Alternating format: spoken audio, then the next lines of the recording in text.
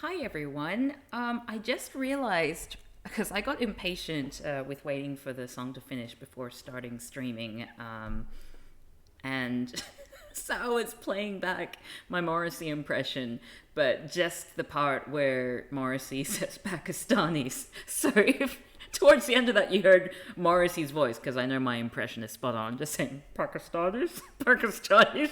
That's why. It'll make context. It'll make sense in context. I tried clicking on the Give Cav P feedback button, but then there was no immediate option to request journaling. Ah, damn. Yeah, the feedback form is inadequate, I think. Also, hello Louis, hello Mr. Fist, hello Fizzy Bear, hello Tarvin Low, good to see you. Yeah, I mean, I'll be in Europe soon enough, and then we'll be on a better time difference, time zone for everyone in my audience, my usual audience, to be able to tune in. Thank you. I'm glad you're here. All right, so where's my display capture? There we go. Okay, so here's what I've got. I think it's just like slightly, the positioning is just very slightly off, but it's not enough for me to be too bothered about it at this point. I'm just going to do like a rough, a rough thing matching up the Morrissey voice, I think. So, and then I'll go back and fix the positioning later, I think. I'm going to give Kev feedback. Hey there, Sophie the Bookworm. Hope you're doing well. So anyway, for those of you who are just sort of like tuning in and are wondering, this isn't a video game, Cav betrayed me. I'm working on a YouTube video for the first time in a really long time. 2 years actually. Hey there, Jerome underscore the wise. Welcome, welcome. I'm actually working on a YouTube video today rather than playing Inscription, which is what I would otherwise be doing. And I just thought I'd let some people into the creative process of what's involved with making one of Cav's YouTube videos. Yeah. So the topic of this one is about processing problematic people. So just being able to, let's say someone's been accused in Me Too or something like that, who is someone who you looked up to or respected, and you don't really know how to deal with that. I sort of wanted to offer a strategy for something that helped me to process with a really traumatic thing that happened in my life, because I felt like it would be relevant for that sort of situation as well. And I'm using, to illustrate my point, I'm talking about Morrissey, who has been, revealed to be like a far-right sort of character. Bill Cosby is another one. I should put a content warning. There's going to be images of people who, may stir up traumatic memories. So just be aware, covering all kinds of issues. I'm sort of briefly addressed the Michael Jackson fiasco and Winston Churchill. Not that anyone's really traumatized by Winston Churchill, who's alive, because of, he murdered most of the people. And also J.K. Rowling from the Harry Potter franchise. Honestly, I have fond memory that you're betrayed. I'm so sorry, Jerome the Wise. Honestly, I have fond memories of editing. Helps that the last thing I've edited was back in high school. Yeah. Don't make your hobby your job. Unsubscribed. Not a video game. What the heck? I apologize. Working on a YouTube video is a hard video game. Dark Souls, try the algorithm some. Yeah. Definitely algorithm. The algorithm is the hardest game I've ever had to play, to the point where I refuse to play it, and I just make videos that I like, and I hope that other people will like if they ever see it, because of the algorithm. It's sort of like a self-defeating pride issue there. Anyway, last time I did an editing stream, I went through the first part of the video, which is just talking about my own personal trauma. So I won't play this section for you again. But I might play for you what I've got for the second half, because that's mostly finished, and I just wanted to ask a little bit of feedback from certain, I guess, from the visual side of it. I'm not able to change the recording in any way because I'm too lazy. It's not really a good excuse, is it? But at the same time, I'd accept all kinds of feedback. And like I said last time, I'm not one of those people who will say, give me constructive criticism, and then when you give me constructive criticism, gets all stroppy about it and sulky. I actually respond really well to good criticism, which is why I get along so well with Sean, because he's horrible. And not all of his feedback is constructive either, but, just water off a duck's back, or my back. I haven't gone proper editing since last year due to lack of ideas and motivation. One day I shall return. Well, I really hope so, because I have enjoyed your retrospective tributes to directors. I don't know if your YouTube, if you want to link your YouTube page to this, but if you're interested, Mr. Fist has a great, how do we put it? Amazing technical insight into directors and the sort of technical skills that are involved in cinematography and things like that. So he does these really cool I guess tributes to different directors based on their filmography and that sort of thing. So if that's the kind of thing that you're interested in, maybe search Mr. Fist on YouTube. I think it's on Mr. Fist, yeah? I'm a duck, yes. But anyway, my surname used to constantly have people going, oh, like on the Cosby Show. This is mercifully rare now. Oh, geez. Any percent YouTube, no trend speedrun. Most hardcore of the speedruns, indeed. So what I'm going to show you, just keep in mind that this Morrissey part is just going to show him going rep at some point, because I haven't animated that. That's what I'm going to do on the stream, and it's going to be a lot of work. I'm also hoping that, as well as feedback on the general, mainly with the text that I've used, it would be good to get some feedback on that. But I'm also going to work on the credits, I think, today, because that's been one of the things that's been keeping me from making more YouTube videos. It's been a lot of anxiety about letting patrons down due to the fact that I've not been making videos and all that. So I don't want to go back into Patreon because, I have to, well, I don't have to, but I choose to credit patrons. And that number will almost definitely have dropped since the last time I logged in because of the fact I've not been producing content. So hopefully this can be like a group therapy where we can go in, and this, I don't blame people either. If the person you support isn't producing content, then you may as well put your money towards people who are actually producing content that you enjoy, right? And I wasn't producing for 2 years, so I'm sure there have been a number who have dropped off. But yeah, we can go through that together. I hope you don't mind keeping me company for that, just because it's a very anxiety-inducing thing for me. Yeah.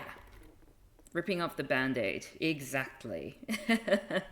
Oh, cool. Thanks for sharing your YouTube page, Mr. Fist. Yes, if you're interested in directorial tributes, check out Mr. Fist's YouTube channel. Okay. So, yeah, let's start with a little preview of the second half of my video. So, just to sum things up, I start the video talking about the trauma that I encountered, which has been one of the big reasons why I've not made video content in 2 years. I was just dealing with PTSD from having been gaslit.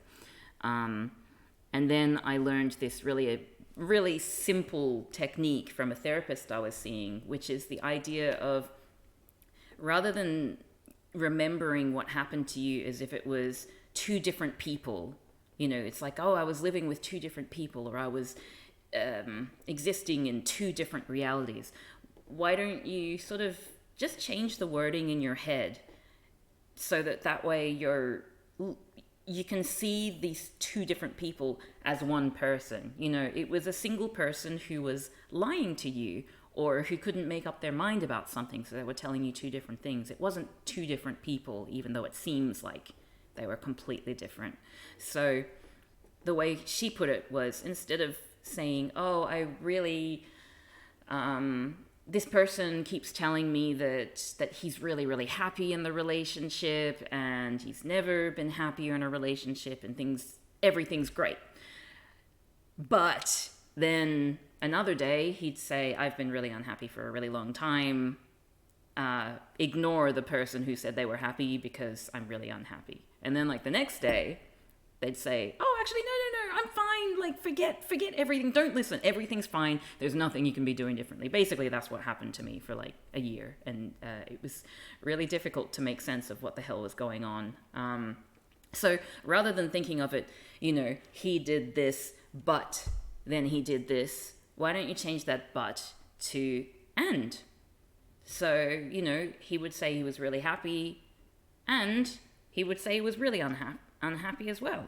So it's like two different behaviors that are coming from the same person. Somehow that flipped a switch in my brain, and I was able to sort of make sense of it, because it was like I understood that this is like a complex human being. And I feel like, it is largely a big part of my philosophy. I feel like nuance is grotesquely overlooked as something of importance. I feel like nuance is the only way that you can understand the world, because we don't live in a black and white world. It's unproductive. It's easy, but unproductive to think of things too simplistically. So anyway, this, having established the idea of changing the buts in your sentence to an and, I start to use a couple of different examples in the video. So let's see from there. Just want to say that Mr. Fist, just a wonderful name to hear said out loud. Improv rules, exactly. Yes, and also a wanker. All right, so let's start from the 7-minute mark. You see where I'm going with this? Okay. I'm not going to be using this video to suggest that we should judge an artwork separate from the artist, or that we should give... Oh, sorry. No, we'll have to go a little bit further back. Okay. Sorry. And I'm going to turn my webcam off so that way you can sort of fully take in what you're seeing. Please, anything that comes to mind that you want to talk about, like any feedback in real time is fantastic. If you're like, what did Cav just say there? Or if something doesn't make sense or whatever, please feel free to put it in the chat. I really welcome all feedback. Welcome all feedback. Thank you. Alrighty, enjoy. But you really need to appreciate how cognitive syntax works. There's a grammar to our thoughts, and oftentimes we aren't aware of it. This can lead to contradictions in how we process the things that happen around us, and in turn lead to black and white thinking if we're not careful. For the simple reason that it's easier to process things in black and white. This person is bad. This person is good. Violence is bad. Science is objective, etc., etc. So when someone who we admire, or who made, say, a young adult book series that we adore, turns out to be engaged in truly horrific behavior, an internal crisis might happen if we don't take a look at how our cognitive grammar is processing the information. I like this book series, but I just found out the author is bad. Am I a bad person for liking this bad person's book series? So that's where I need to put in an animation. So, all right, back to the video. Thank you. I'm really proud of that fade effect. It's very, very sneaky. You never actually see like 100% J.K. Rowling there. It's just like a hint of Rowling. You see where I'm going with this? I'm not going to be using this video to suggest that we should judge an artwork separate from the artist, or that we should give toxic people who have hurt us a second chance. The last thing I want to do as a survivor is to defend these people who have done or said horrible things, or indeed their body of work. What I am going to do here is to offer this strategy that was useful for me, to help you to process difficult emotions, accept the inherent complexity of things, and get to a point where you can heal. Maybe this strategy could be useful for you as well. There is often a trauma that comes with finding out that something or someone you have admired or respected has been responsible for something horrible. Because if it's true, it can feel like a betrayal. Not just a betrayal of the thing or the person against you, but a betrayal of your own mind or understanding of reality. You often can't just feel a completely different way about that thing or person in the blink of an eye, even though there may be external and internal pressure to do so.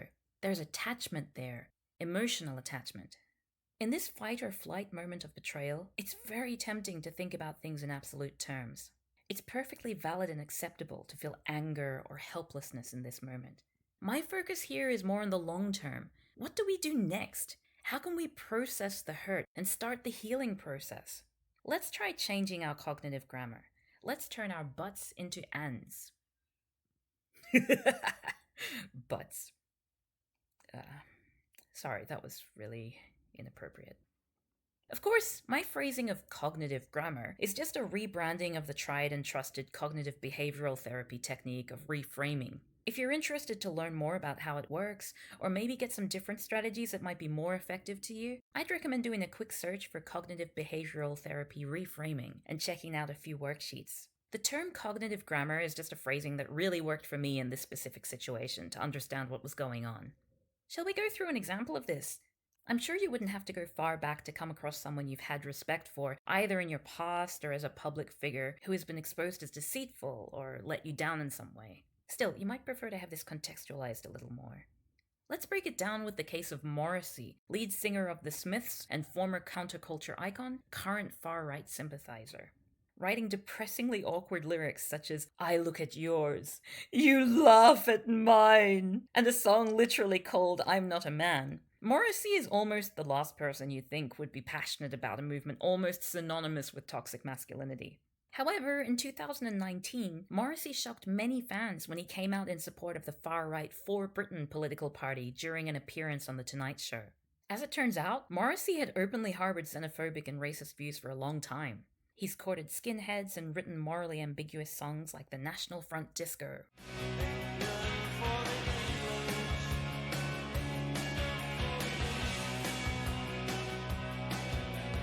If biographer Johnny Rogan is to be believed, he was still a teenager when he said, "I don't hate Pakistanis, but I dislike them immensely." But it's not particularly helpful to chastise yourself for not seeing the signs earlier.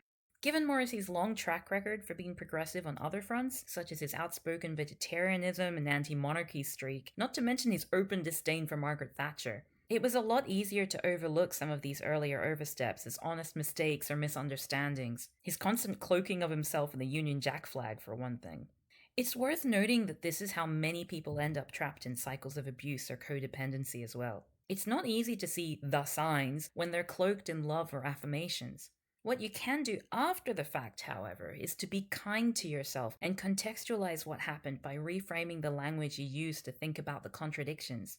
In the case of Morrissey, he loves animals, hates the monarchy, dislikes traditional notions of masculinity, and believes Britain should be a homogenic white nation. That's Morrissey. Let's use an example from Me Too now. Remember Bill Cosby? As a national treasure best known for playing a lovable family man on TV, accusations against Cosby of the sexual abuse of more than 60 women and girls, many cases of which involved the use of sedatives against his victims, seemed impossible to believe. So great was the anger in response to these accusations that there was a huge and ultimately successful movement to get his jail sentence overturned. Not because the allegations were found to be false or misleading, but due to a legal oversight in the conviction process. If the allegations are to be believed, Cosby was abusing people for most of his career, including while he was playing the trustworthy father figure we see in the beloved The Cosby Show. And it's worth noting that although allegations had been floating around for years, the impetus for the flood of accusations in 2014 was another male comedian, Hannibal Buress, who was recorded talking about Cosby's sex abuse in his comedy routine like it was common knowledge. Pull your pants up, black people. I was on TV in the 80s. I can talk down to you because I had a successful sitcom. Yeah, it was rape women, Bill Cosby, so kind of brings it down a couple notches. That shit is upsetting. If you didn't know about it, trust me, when you leave here, Google Bill Cosby rape. It's not funny. This shit has more results than Hannibal Buress.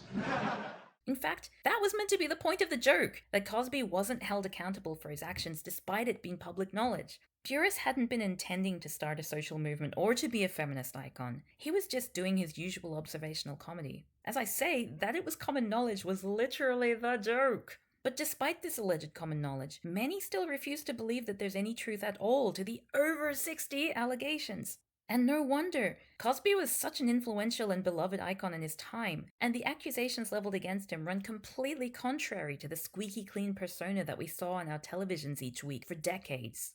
So how do we change our cognitive grammar here to make sense of this complete conflict of reasoning? Well, how about Bill Cosby is a comedian who played a funny family man on TV for many years and used his social capital to prey on a huge number of women and girls. The two examples I've used here both have a degree of publicly available evidence of their beliefs and actions from long before they were quote unquote cancelled. This isn't always going to be the case, especially when it comes to non-public figures. But that doesn't mean that these conflicting behaviors haven't been existing simultaneously. It's easy to be unaware of certain behaviors or to assume the best in someone who you trust until long after it's too late to mitigate the damage they've caused. Also, so many behaviors can be interpreted in multiple ways. To defenders of Michael Jackson, his spending bizarre amounts of time alone with children in his bedroom was unambiguously innocent. He wasn't allowed to have a childhood himself, after all, and his years as a victim of abuse meant that he only felt safe in the company of children. In other words, many still believe that he was an eccentric, not an abuser. To defenders of Winston Churchill, his white supremacist beliefs and actions were a product of his time, rather than exceptionally awful even among his contemporaries, and so on and so forth. There are nuances to how we're misled or harmed by others, so it makes sense that processing these experiences also requires a degree of nuance, don't you think? And finally, the example I'm sure you've all been waiting for. Creator of the beloved Harry Potter series and outspoken transphobe J.K. Rowling. These books and films were a staple of the last few generations' childhoods. Scores of people still indicate their Hogwarts house on their dating profiles, for example. So it's no wonder that a transphobic unraveling shocked and dismayed so many of us. Bizarre social politics of the books aside, one of the main narrative thrusts involves a child who is an outsider and a misfit, neglected by their family, being swept away into a magical world where they're accepted for who they are and have the power to change things for the better. It's no wonder it was such a formative series for so many queer and trans people as well. And no wonder as well that it was such a shock for these people when someone who seemed to see them and celebrate their uniqueness suddenly revealed that they very resolutely did not. In an instant, trans people who felt like they had a home at Hogwarts were forcibly excommunicated from it by an author they loved, just because of the body they were born in. A core part of the identity and philosophy of many was ripped away from them and replaced with a resolute rejection of everything they are. And how do you even reconcile that? Let's have a try. J.K. Rowling wrote an immensely popular book series about a social misfit which thematically appealed to many queer and trans folk, and has a staunchly outdated bioessentialist position on transness which is incompatible with modern scientific consensus, and which emboldens transphobic people of all persuasions to do harm to trans people. How's that? Like I say, this isn't going to immediately change everything. But framing your understanding of the Rowling fiasco like this may set the ball rolling to help you begin to see the whole picture and come to terms with the inherent complexity of these disappointing developments. Does all this make sense? I hope it helps you even a little. Note that I'm not a trained therapist myself. I've just had a hell of a lot of therapy, especially in the wake of having PTSD from being gaslit. If there's any takeaway I want you to get from this, it's that there is a way to reconcile what you thought you knew about someone with what you know now, in a way that helps you to make sense of it and heal in your own time. Therapy is unfortunately not accessible to everyone, but the concept of reframing, or as I call it, cognitive grammar, isn't new, and you can find free guides and worksheets online if you don't have access to a therapist. And I'd like to say again that this process isn't about normalizing the harm that people do. It's about understanding that you weren't a fool for being sucked in or not seeing the forest for the trees. This process is about you, not them. It's about preparing yourself to move on, in whatever form that takes.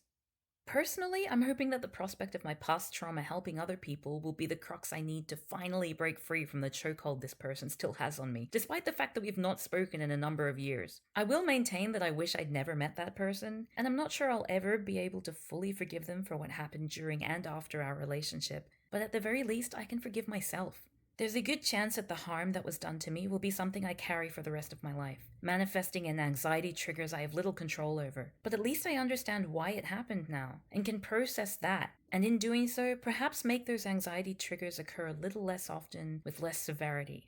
And sharing this strategy may not help people who experience betrayal to see the signs of something similar happening to them before it affects them, but it will probably help some people to process their experiences after the fact in order to heal. I want to start a conversation about the importance of seeing the world in nuanced terms so that we can recognize its complexity and hopefully not end up in situations where we feel trapped by revelations of the harm that people do. So let's change our cognitive grammar and strive to see the world in all its nuances, both good and terrible. I'm Cav P, and you can do this! See you next time! She won't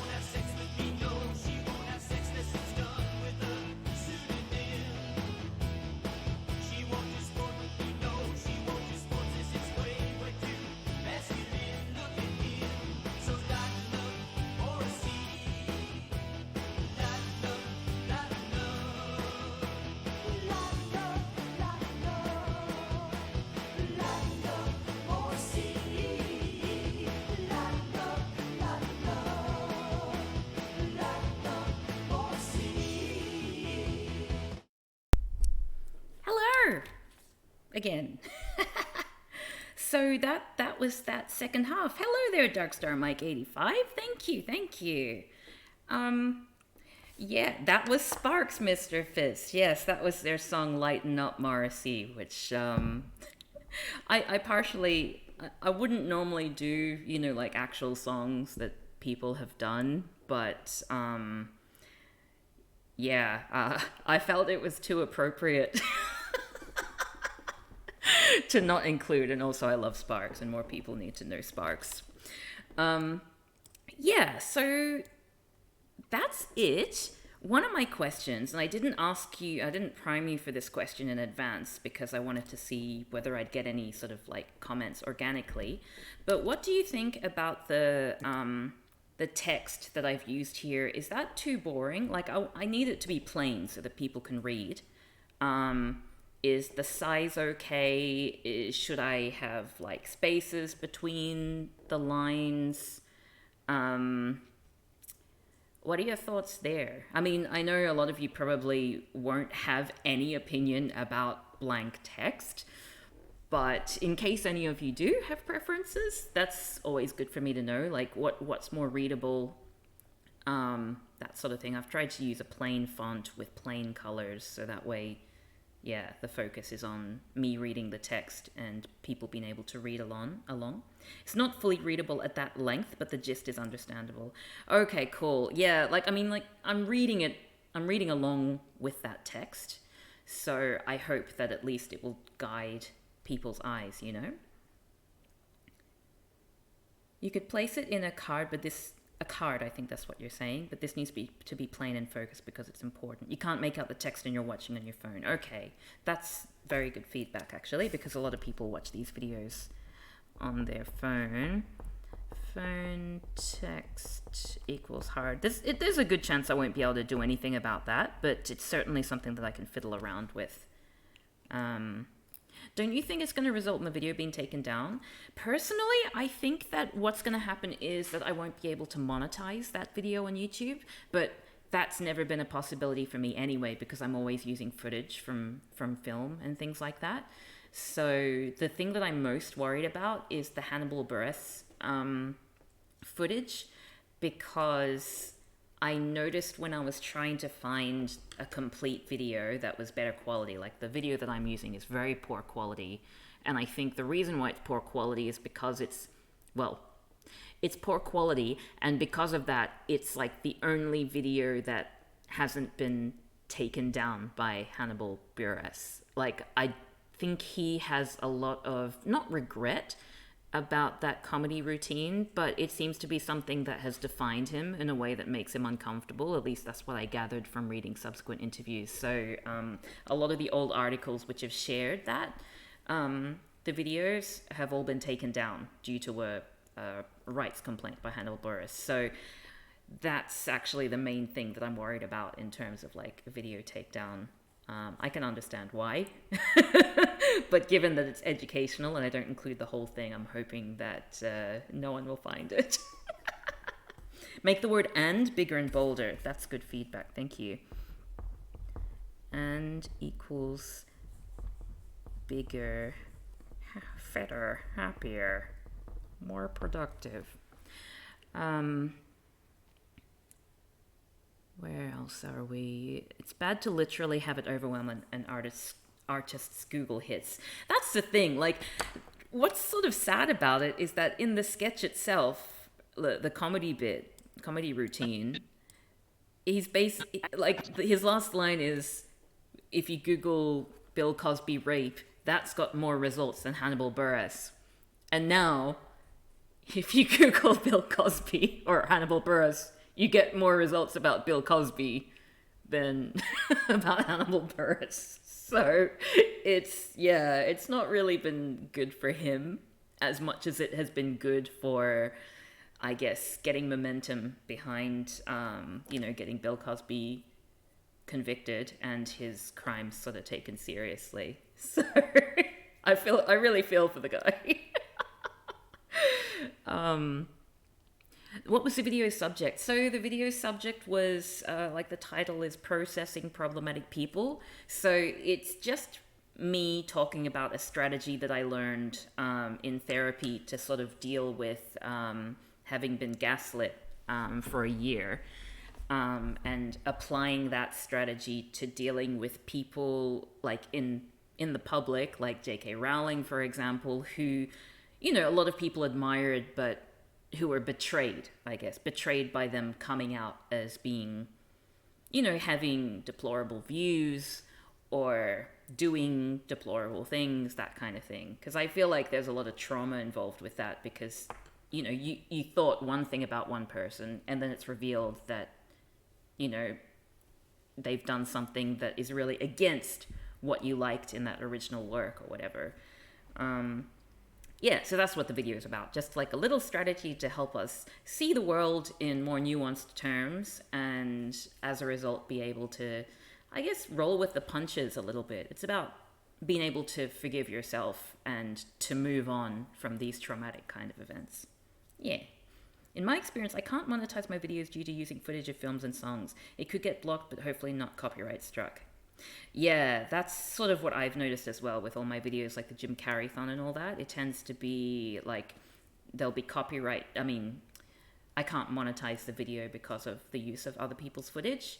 So I've just basically, I'm never going to get any funds from YouTube, despite them profiting from my content.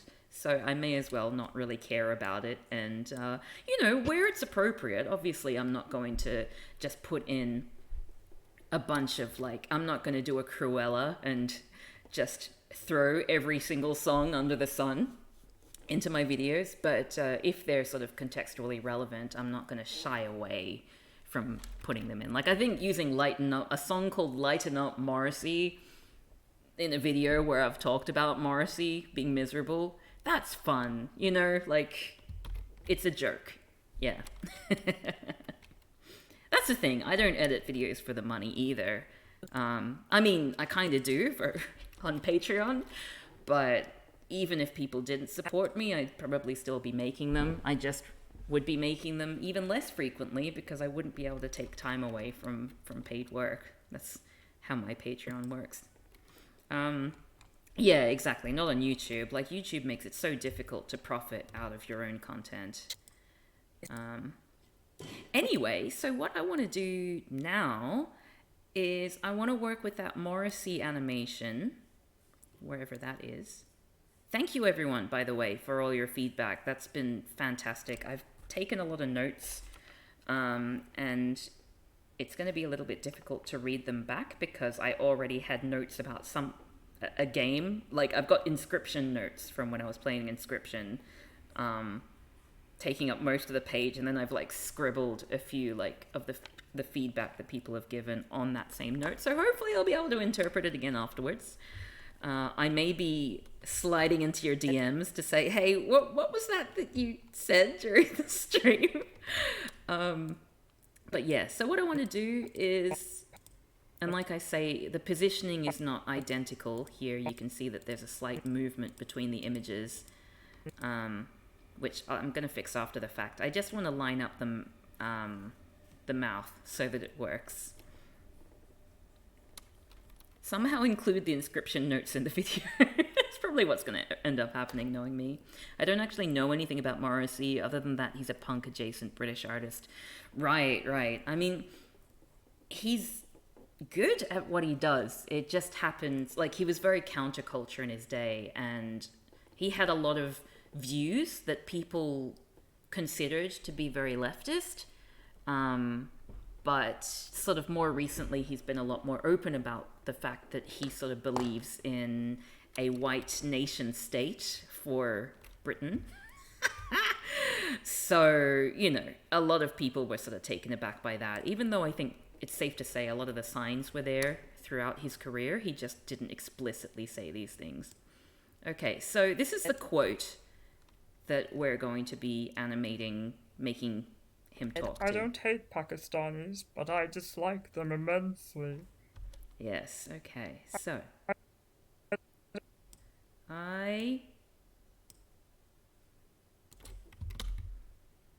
This is gonna be really frustrating for you to watch, I'm pretty sure. I don't hate That's so bad. I don't hate pocket. I don't. There's hate. Let's put hate there. Hate. Okay. I don't hate Pakistani. That's not too bad. It's annoying because with the preview, why is it blurry? Like it's not these images when they're just so in the exported image, it's going to be okay. You know what I'm going to do? That's what I'm going to do. Because I think that'll make it play smoother in the preview.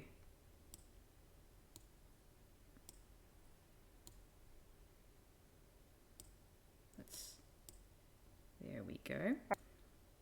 You don't need to sing it with the words, I think. You just need general flapping. Yeah. I'm not going to be too, like... Because obviously the mouth moves in different ways. But I do want it to be at least with the cadence of the speech. Perfect impression, thank you. Oh, you heard that about Eric Clapton? Yes, I have too. Maybe you could put in a short montage of images or video clips of other problematic / terrible people like Woody Allen, Roman Polanski, and others, for example. It might be, yeah, actually, because I think there's a bit you might be able to use this for other. So it's something that I'll consider. I possibly won't do it this time just because I've already put enough work into the video. But it's definitely something that would enhance it because the more ground you're covering, the better, really. Like I very briefly mentioned Michael Jackson and Winston Churchill, but who's to say, there's so many people throughout history who have, and even more recent history, who have had these sorts of issues. Montage of other people. And I also need to remember to blur children's faces from the Michael Jackson thing. I'm pretty sure I learned somewhere how to blur faces. I'll probably be able to do that in Photoshop through like some kind of feathered selection and I don't know, I'll figure something out. Woody Allen from Ants, face jump scare. Woody Allen is an Ants? Oh, jeez. Editing by audio frames. I've been there. Yes, it's fun. Okay. I don't hate Pakistanis. Pakistanis?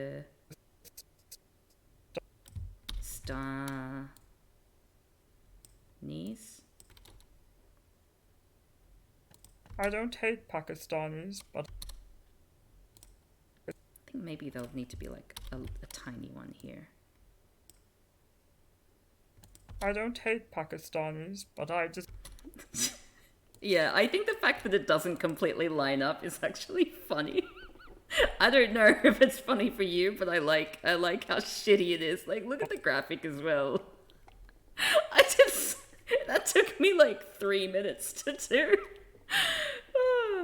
Also, David Bowie advocated for a fascist coup in the UK in the 70s, basically because Labour won more seats than usual. Okay, I know him. I know that Bowie was involved in some sort of sex pest stuff, but I didn't know about that. That's interesting. If a blur is too complicated, a square is much easier to cover faces with. That's true. Even if the blur is shaped like a square, it doesn't need to sort of like exactly go over the face. I can get like a blur effect that's square shaped, and that should work just fine. I'd feel a little awkward just putting like a black square because it makes it, I don't know, that seems a little bit, I don't know. I feel like it gives a different connotation somehow to sort of black out the face, like the person was a criminal or something with, the black square, like censorship.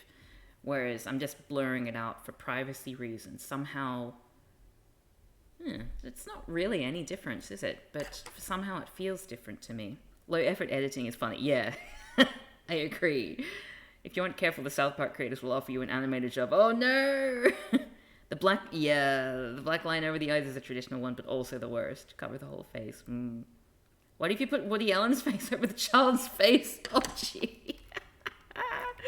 Okay, Sorry, let's get back to it. I don't hate Pakistanis, but I just... But. But. I. But I dislike... Oh, what? But I dislike... But. Let's make that a little bigger. But I dislike them.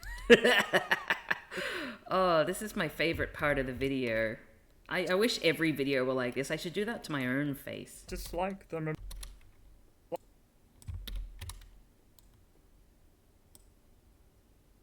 But I dislike them immensely.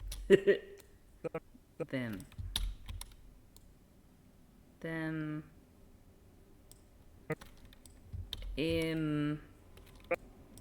Ants.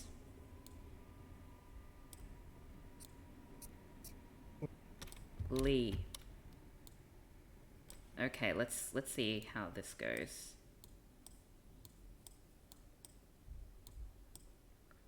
Adobe Premiere. Why the hell are you so expensive? Okay. British music is rife with racist people. Also British society at large. Yes, I think that's that's definitely fair. I don't hate Pakistanis, but I just...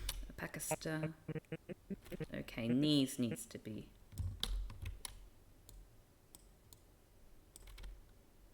I don't hate Pakistanis, but I dislike them immensely. But it's not particular. Yes! Let's watch that again. I love listening to my Morrissey impression. I don't hate Pakistanis, but I dislike them immensely. But it's not particular. Oh, I'm glad that Sean's not... Mean Sean isn't here, because Mean Sean hates it when I laugh at my own jokes, but the thing is, I'm just too funny. I don't hate Pakistanis, but I dislike them immensely. But it's not particularly helpful to chastise. Oh, there's too many flaps, you reckon? That's it. Let's double check. We need this to be perfect. Dislike them immensely. Dislike them immensely. But it's not... Yeah, I think if we're going for bad animation, we need to take them... Let's take away the im. Oh, okay. Okay, im. Okay, let's get rid of that one. Ah! Whoops. Let's not get rid of the whole thing. Dislike them immensely. Yeah, that's better. Dislike them immensely. Thank you for that, Panda Bibble. I think the flaps are perfect. Oh, I don't hate Pakistanis. Stares up at the one-eyed butt god he worships. Oh, but I dislikes them. Okay, let's watch this one more time. I don't hate Pakistanis, but I dislike them immensely. But it's not particularly helpful. Okay, let's put a little bit... I mean, there's part of me... Like, there's one thing that I could do here. And I don't know if that would be overkill, but one thing that I am a big fan of is awkward silences. And especially if I get to insert the awkward silence. And what I could do is just add, like, half a second extra of silence, which is just him staring at us. And then maybe at the last second, I could just make the smile even bigger, or make his cheeks rosy or something like that. I mean, that could be just very silly, or it could be amazing. Or just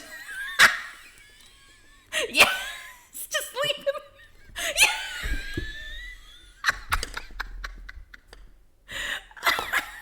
Okay, let's try it.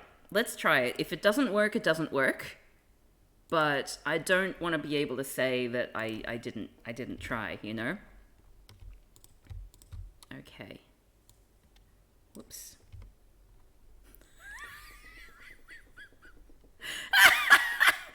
Oh.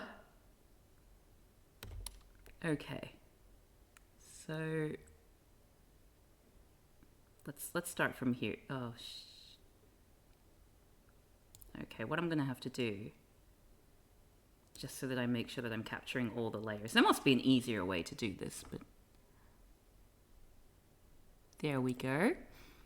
And let's just move that well away, and then we'll move it back afterwards. Any way to play a bit of an instrumental bit of Please Let Me Get What I Want in the background of that bit quiet? That is also something to consider. Okay, so let's...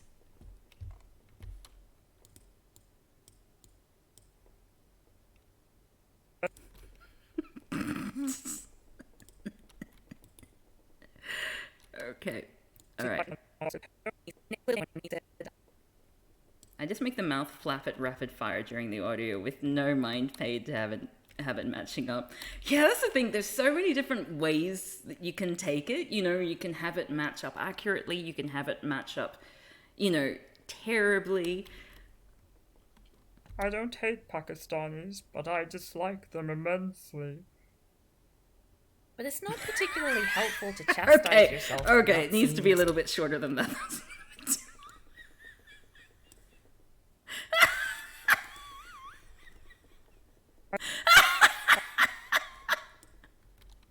You'd prefer to match it up? Yeah. I'm probably not going to change it from this. I may match it up slightly more, actually, because I do want, you know, the focus has to be on his quote, you know, like I need to do that quote justice, but I do, you know, I would also like it to be a little bit silly. So it's a matter of getting the silly quota. I'm going to probably fiddle with it after this stream as well, just to like go back and forth between matching it up more, matching it up less, and then seeing what works best for me. But let's have... I don't hate Pakistanis, but I dislike them immensely. But it's not particularly... Okay, we need to make that shorter. That's too awkward. Okay. I think this will be it, though. I don't hate Pakistanis, but I dislike them immensely. But it's not particularly helpful to chastise yourself. Yeah, I think I'm getting too much joy out of this. I think I'm happy with it for the time being. Sorry, we'll do it one more time and then we'll call it quits. God, I'm way too hot from laughing too much. Hold on a second. Don't change perfection. Alrighty. Surprise! I've got a matching top underneath. Morrissey flapping. I don't hate Pakistanis, but I dislike them immensely. But it's not particularly helpful to... Yep. Yeah, I'll keep that like that for the time being. I'll revisit it probably tomorrow and do some final tweaks to it. But I thank you everyone for your guidance here. I think it's so good to have a diversity of opinions here because it helps me to sort of break out of the mold a little bit. All right, so what have we got next on the list? This post-it is ridiculous. I'm going to take a new post-it and rewrite all the notes that I wrote. Okay, so Mr. Fist thought that the ands should be bigger, fitter, happier, and bolder.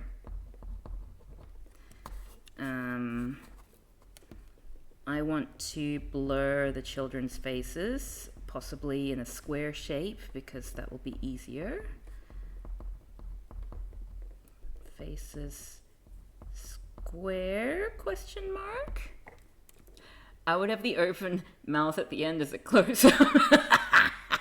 10 out of 10, no notes.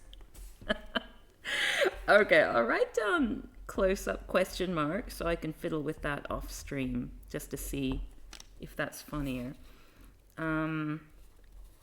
What else? Remove. Okay, yeah, Mr. Fist mentioned remove. That was inappropriate. Remove.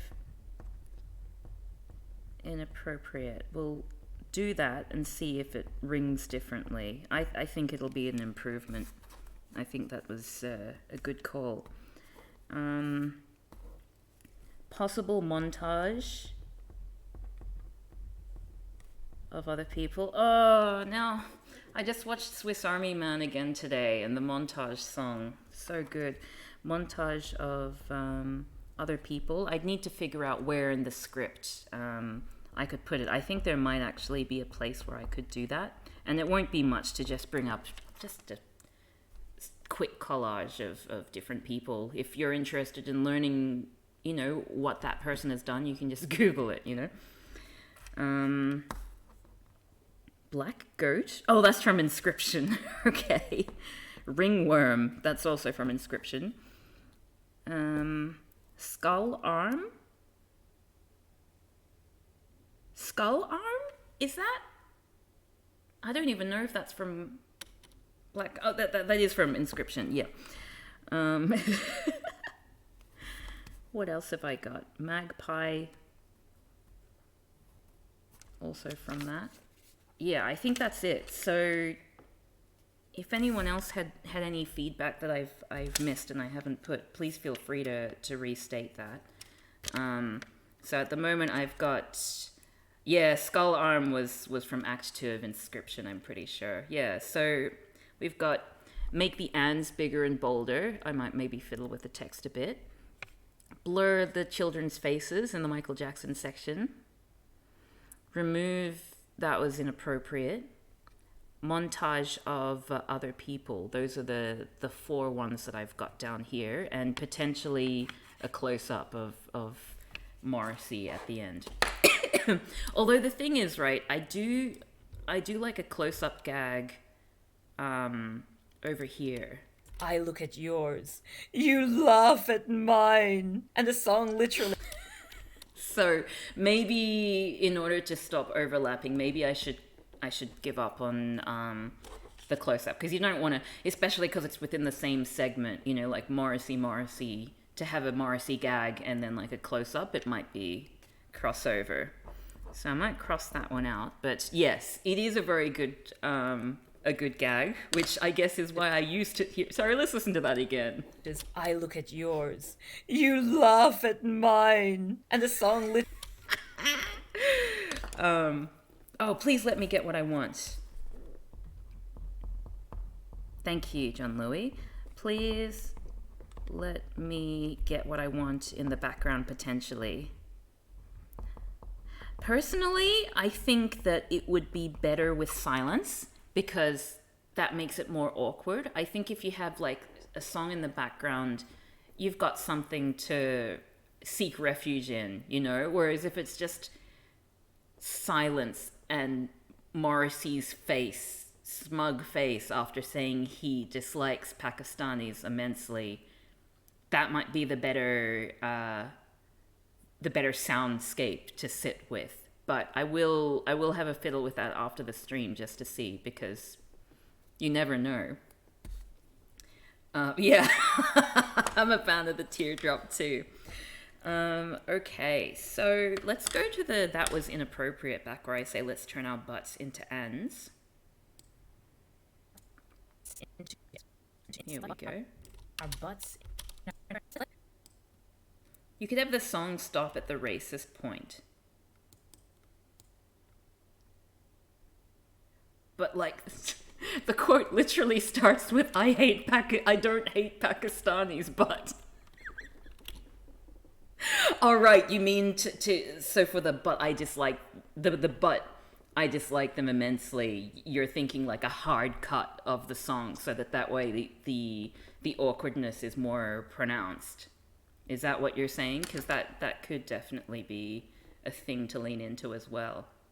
At the same time, I've already got a Morrissey song which I want people to focus on, the England for the English from the National Front Disco. So if we have 2 Morrissey songs, that might be overkill. But so I think I'm overthinking it, so I'm gonna try after the stream. Record scratch. That is overkill. It's so much better when it's just awkward and you're just left to stew in it, you know, like just like, oh, uncomfortable. Okay, sorry, let's go back to buts and ands. Where are we? David the Wind Blow. Oh, that's the Morrissey part. It's it's when the second after the impression is so good. It's so awkward in the extreme. Yeah, because it's a really awkward impression as well. I think that's my favorite thing about it, because it's like, I wouldn't win a Morrissey impersonation competition for that particular rendition. I personally think I can do a great Morrissey rendition, but I kind of, you know, I didn't rehearse that one very much. I think I did like 2 takes of that. And was like, you know, I don't need it to be perfect. I think it's more funny when it's obviously Morrissey, but is also a little bit uncomfortably not.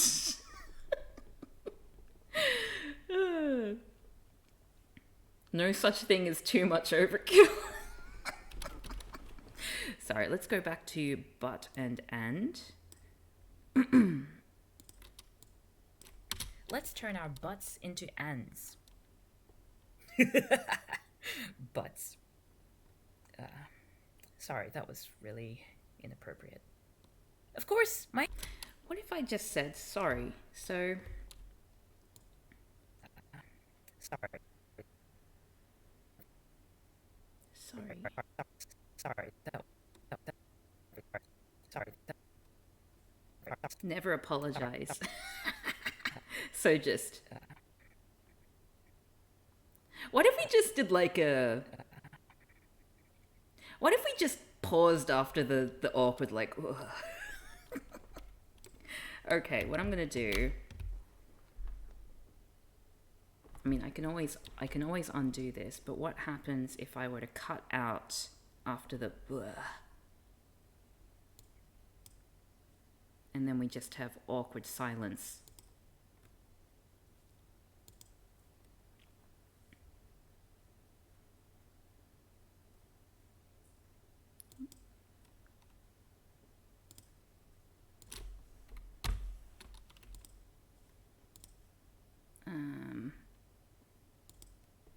I do kind of, in the silence, maybe Cav can just kind of like look away and look back. Let's see.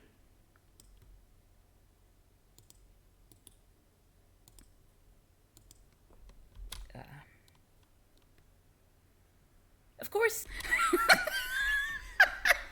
I mean, that's too long, obviously. But that is much better. Butts. Of course, my phrasing of cognitive grammar. That's so stupid.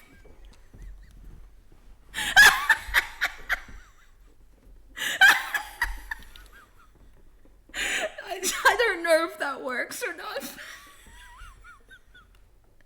But it made me laugh. Yeah, trim it down. Okay, we'll keep that extended look, and then we'll just have like a little awkward fiddle back and forth.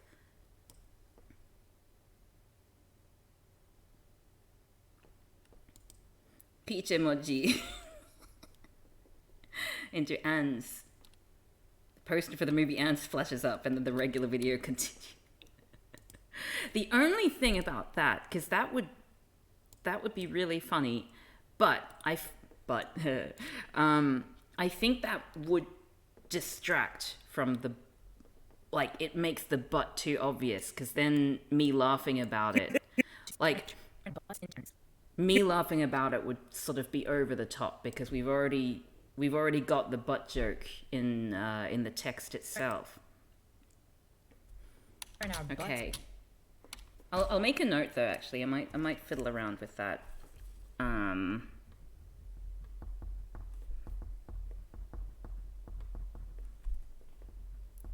I think that gag though would work better if then I didn't mention the joke. So I would have to either have the the images on the words and just keep going, or not do that and then sort of have the awkward moment. But yes, I'll fiddle with that off stream. But,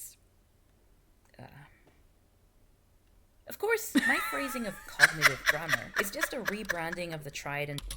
I think, what do you think of that? Let's watch that one more time. But, of course, my phrasing of cognitive grammar is just a... I think that's definitely an improvement on the, like, over the apology. So that was a really good call, Mr. Fist. Yeah. How is that pause? Is that sort of like awkward without being too awkward? Because I think that works for me, at least for the time being. I might sort of look at it tomorrow and be like, ugh. You think it works better, Mr. Fist? Yeah. Good length of pause.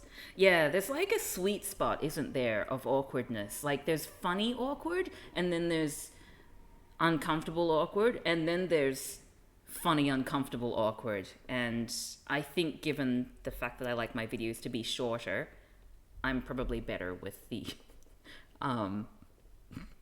first awkward, although I've just been reminded of like the first YouTube video that I edited. But now I wanna just show you it actually. It wasn't too awkward to you. It's pitched much better. Wonderful. Thank you. That's good feedback. Sorry, I'm just gonna look up what was it? CavP, I'm gonna say social justice warriors, because it's like the most uncomfortably awkward pause. The longer I made it, the more funnier it became to me. Legion of Doom versus the social justice warriors. That's it. Okay, let's gather round, children. We're gonna watch another CavP YouTube video from my other account. Yeah, okay, where's the maximum awkward? So this was back pre-Gamergate, if you would believe. Where is it? Oh. I mean, like, we can always watch the full video if people want to. Yeah, I think this is it. Yeah. Yeah, actually, no, it's like right at the awkward moment. It is a dereliction of journalistic integrity that only one side should have a voice. Yes, there was a time before the beginning of Gamergate. This is also before Masterpiece Theatre. Not that anyone remembers that now. Okay. It's the inspiration for Professor Skull. Well done. This guy follows me on Instagram. And actually has apologized to me. I mean, not that I was owed an apology, like, he never did anything against me, but, like, he's apologized to me for his views and what led to all this, which I thought was actually really big of him. I think he sent out, like, apologies to everyone,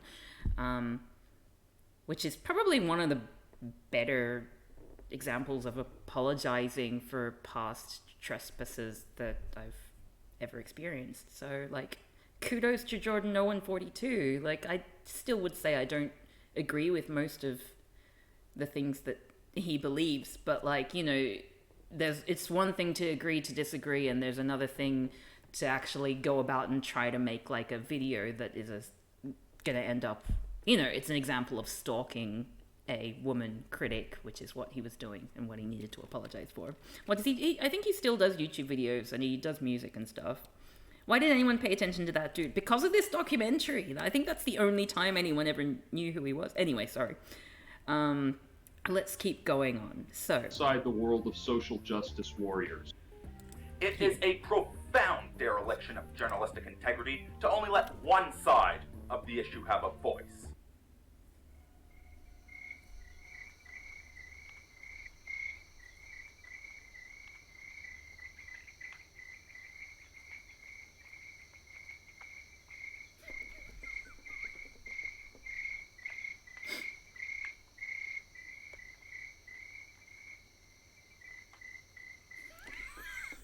And this time around, you just want this. Like, that is a funny, uncomfortable, awkward silence, in my opinion. Like, it was a lot shorter than that originally. Like, how long is that? Sorry, let's count it down again. Okay, so it starts at... Whoops. Journalistic integrity to only let one side of the issue have a voice. 126. 126, and then we'll mark when it finishes. I just love how like, the long shot of, like, that scarecrow guy. He's just like...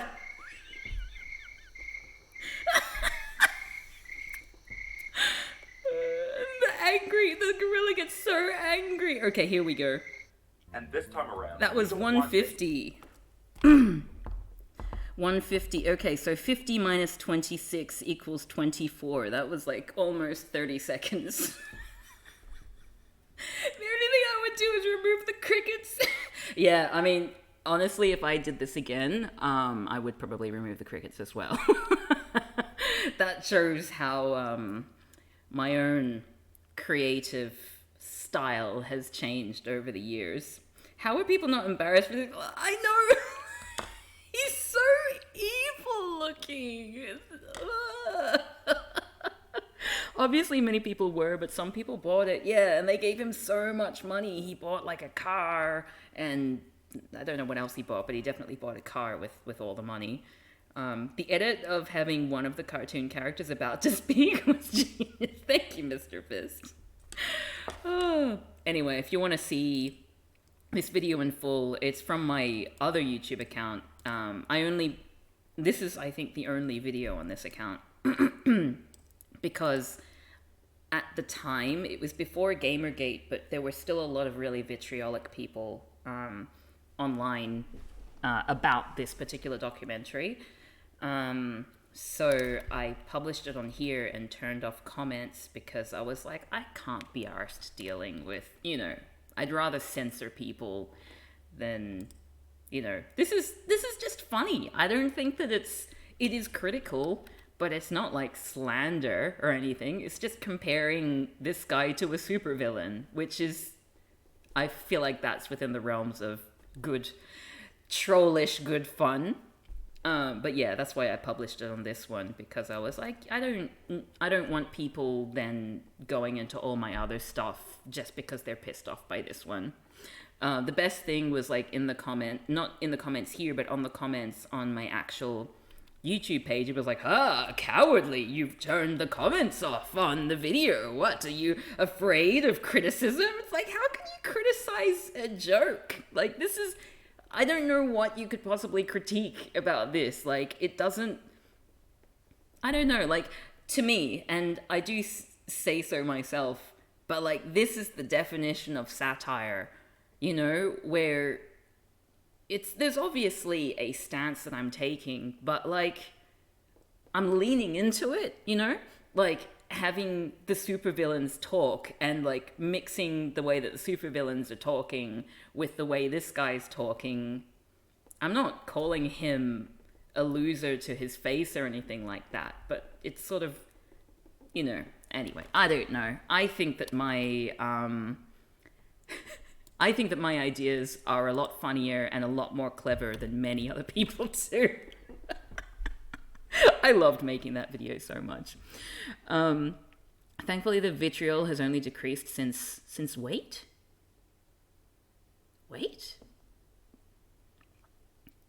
A real budget Kane from Red Alert, but real-ish. He really does look like Kane from Command and Conquer. I see you have no rebuttal for my well-reasoned arguments and have therefore conceded defeat. I love the I am very intelligent picture. His short film is such shit, but it's also supervillain screen stuff. Yeah, I went on his website as well when I was like researching for the character of Professor Skull from Masterpiece Theater.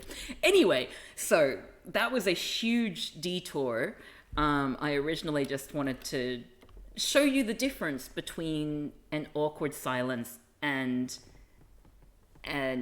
no, a funny awkward silence and a funny uncomfortable awkward silence. And I feel like both of them are funny, but for different reasons. And there's certain situations where one is more funny than another one. And I feel like for this one, a short...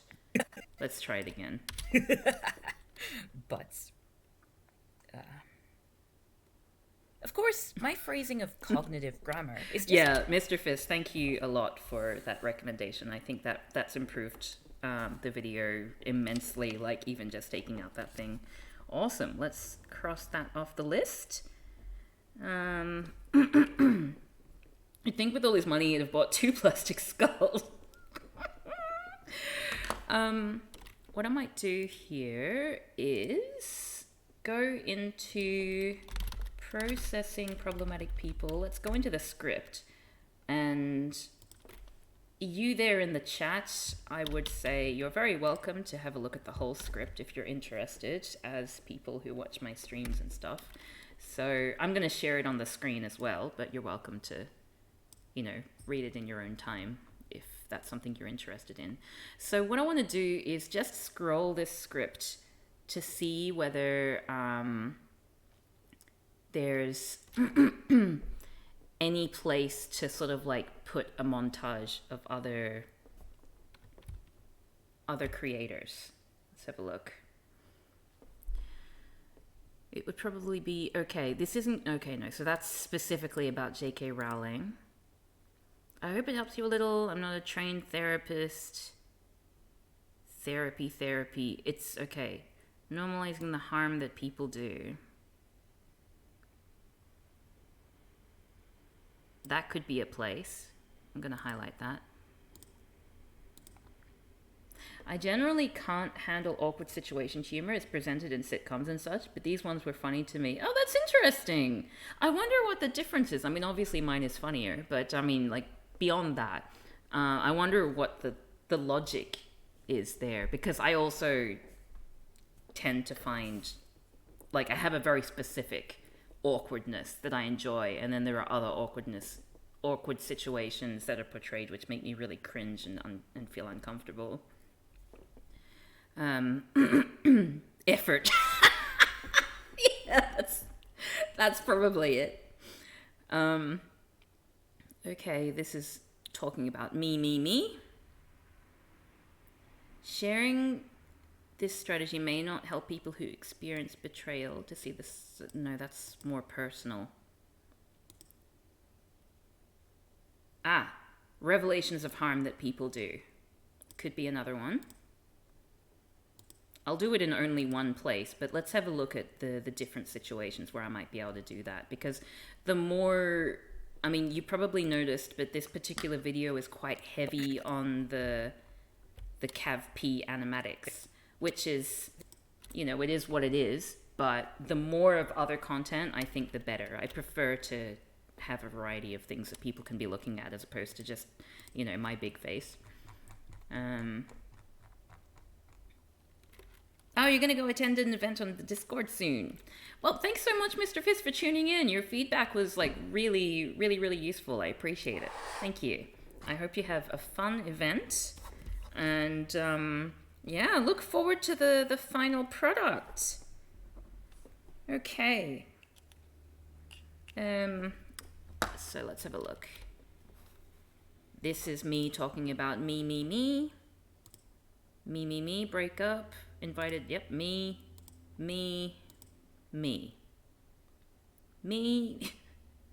Thankfully, it only takes up like 5 minutes of the actual presentation. I feel really uncomfortable talking like excessively about myself, but in an 18-minute video, it's like 5 minutes, so I'm okay with that. One person, they aren't two faces. You weren't seeing two sides. Okay, no. Violence is bad. So when someone... Oh, wait, no. We talk about... That's where I hint. I sort of tease the picture of J.K. Rowling. So that section is already covered. Maybe this... The last thing I want to do as a survivor is to defend these people who have done or said horrible things, or indeed their body of work. That could be a place to do it.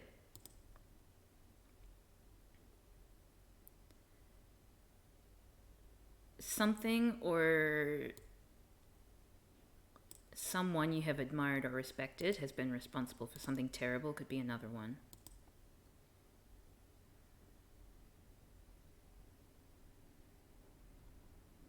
Okay, and then we start going into the examples. Cav is uncomfortable when we are about them. I can't watch Peep's show, but that show makes you see things from the character's point of view. You're not expecting me to think about Morrissey's feelings. It's about how bad things he said are and how little it matters to his music. That's an interesting point, yeah. Yeah, like, I find it very difficult to watch Peep Show too, because it just shows me just how disgusting human bodies are. Ugh, especially close up. Ugh. Where are we? If you made me care about Morrissey as a person, it might be unbearable. Yeah, that's true. We're not trying to bring you closer to the person here. We're distancing you by making you feel awkward. But, of course, my phrase... Sorry, I just had to do that again. Okay, so...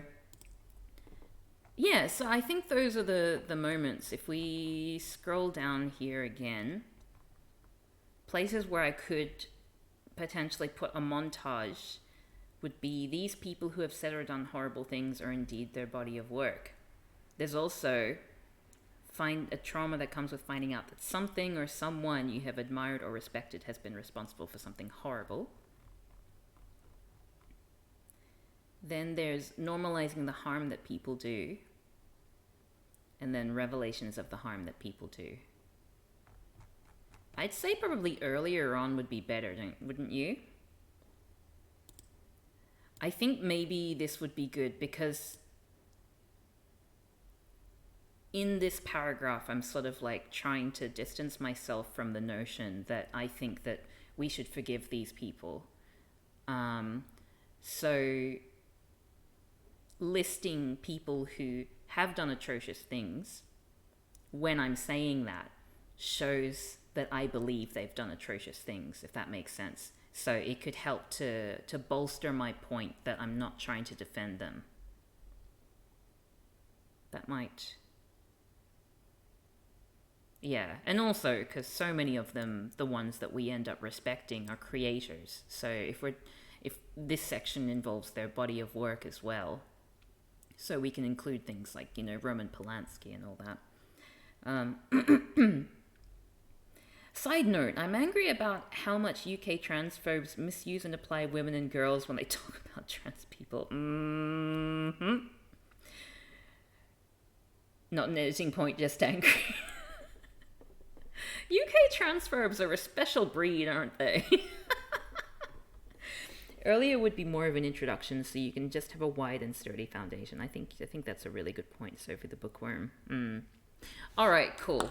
So let's get rid of those. Let's do it the slow way. I'm sure there was a much more efficient way to do that, but this is how I work. Color coding. I'm also one of those people who has a notebook and they write, you know, certain things in red, certain things in blue, and certain things in green. Okay, so am I a bad person for liking this person's book series? Okay, so I know where that is. That's right after here. Book series, but I just found out I'm not going to be using this video to suggest that we should judge an art. Let's put a placeholder image. Should we put John Lithgow again?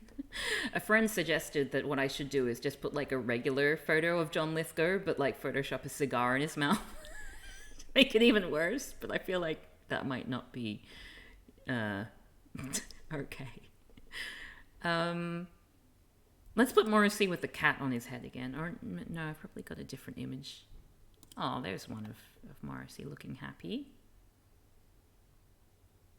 Stuart Lee. Let's just put... I wrote Stuart Lee. Okay. Work separate from the artist. I'm not going to be using this video to suggest that we should judge an artwork separate from the artist, or that we should give toxic people who have hurt us a second chance. The last thing I want to do as a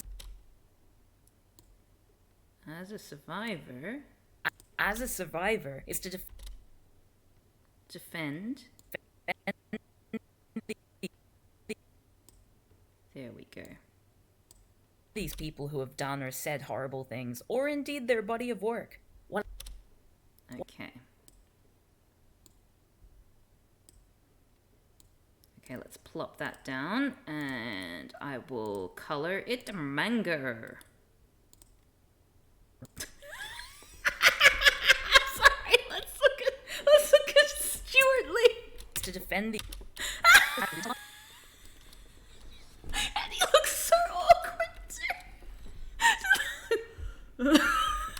The last thing I want to do as a survivor is to defend these people who have done or said horrible things, or indeed their body of work. What I am going to do here... No, Stuart Lee didn't do anything. I'm using him as a placeholder.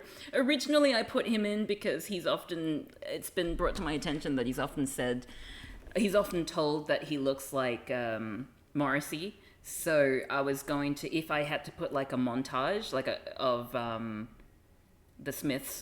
Morrissey photos, I was gonna like pop one of Stuart Lee in there just to like trip people up. So that's why I downloaded that image. he does look like a crumpled Morrissey. Yeah, that's the quote, isn't it?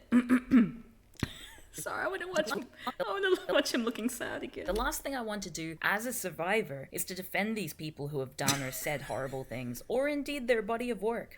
What I am going to... Bless him. Okay. Morrissey after falling in a hedge. Alright.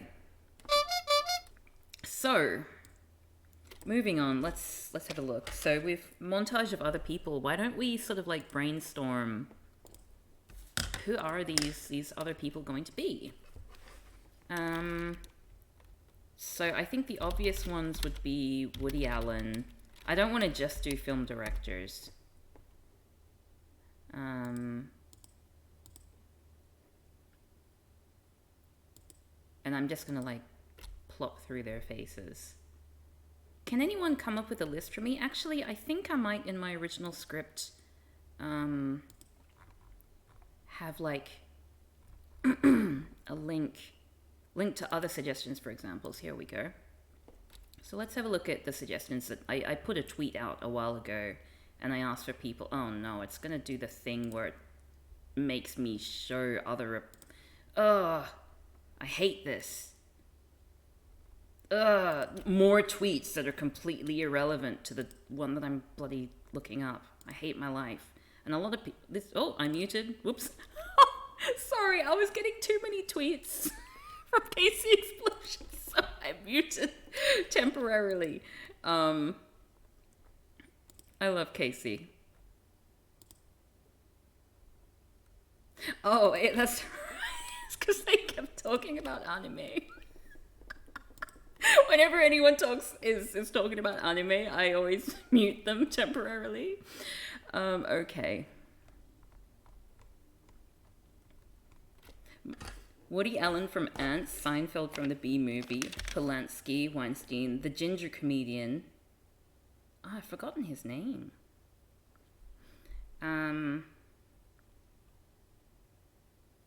Orson Scott Card sounds really familiar. Louis C.K., thank you. Oh, Orson Scott Card is the writer who wrote some good books. And what's his thing? Politics. He's not Wait. Hold your nose, vote Trump. So he's just a Republican?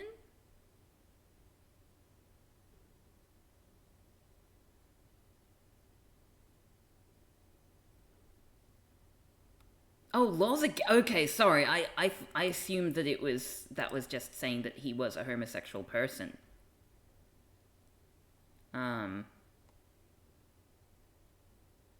Okay, right. So he is a homophobe. Okay, sorry. I thought that was him being homosexual. So I was like, that's none of my business. But apparently, when it says that, it's his views on homosexuality. Right. Okay. I think that's probably like would people recognize his image though? Probably shouldn't matter. Woody Allen from Ants. Stop encouraging Cav. You keep bringing up this. It's the weird decisions of Wikipedia editors time. Yes, it is. Thank you so much for resubscribing, The Menace. I hope you're doing well. Woody Allen Ants.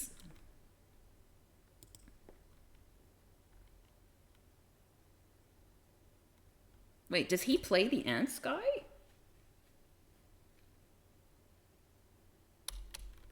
Asimov could go on there. He was a big sci-fi con groper.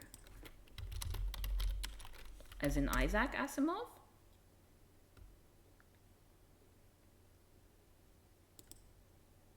The main character is really voiced by Woody Allen? Surely not.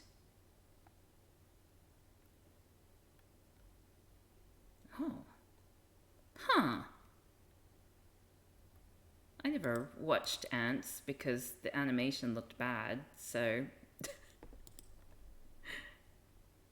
that's news to me. Okay. Oh, I think I looked up the lead singer of Lost Prophets. I didn't recognize the lead singer of Lost Prophets, but that was pretty awful. Voiced by Alan faces a horrible attempt to be Wooden Allen as an ant. Bill Murray? What is the deal with Bill Murray?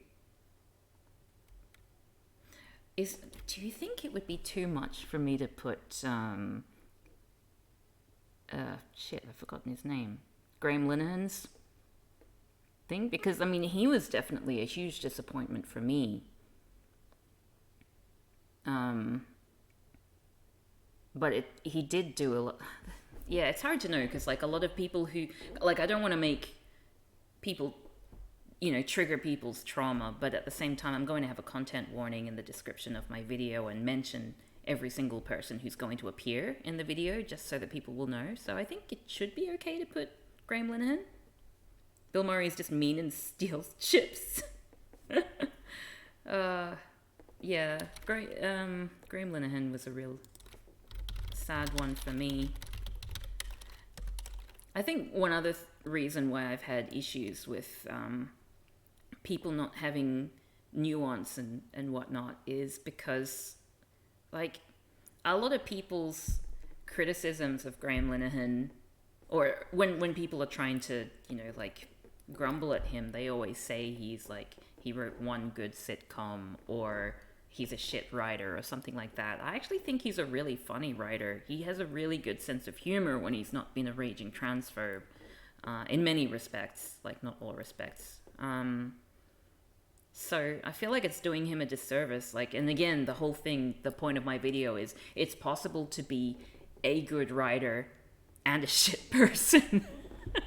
Like you don't have to be an evil monster in order to do and say absolutely horrendous things.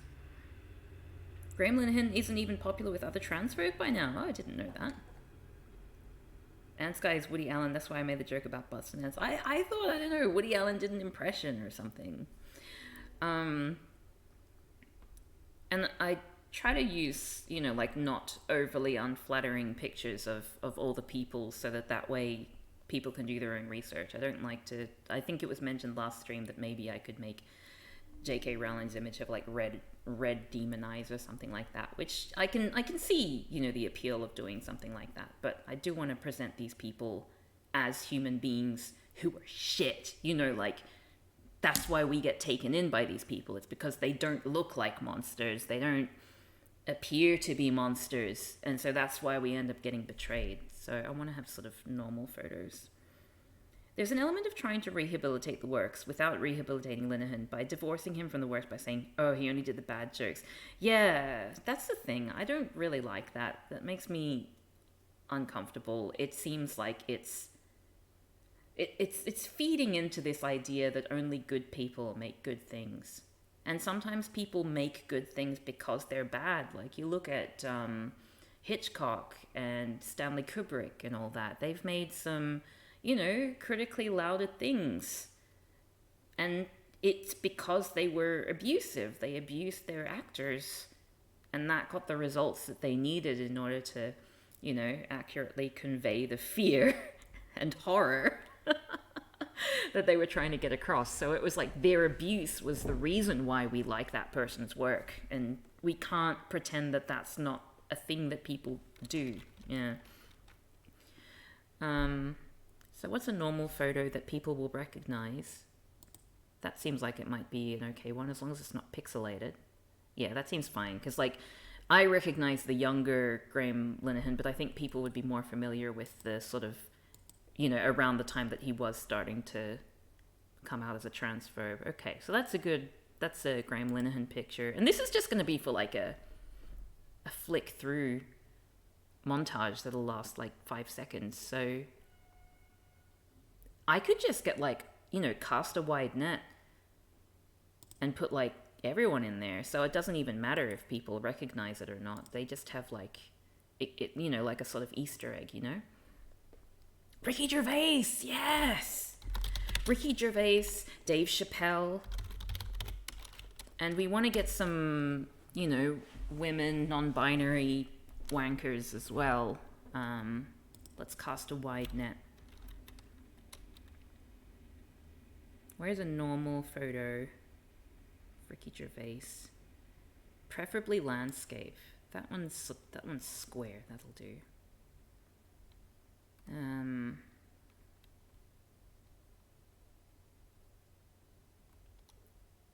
Sorry, let me allow Ashran's message there and then read it.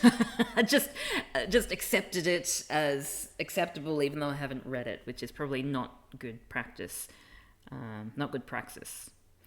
You don't have to be an evil person, but Graham Linehan did a series people like and ruined his marriage because of how devoted he was to abusing trans people. Exactly. Marion Zimmer Bradley? Oh, Scarlett Johansson. Thank you. Yes.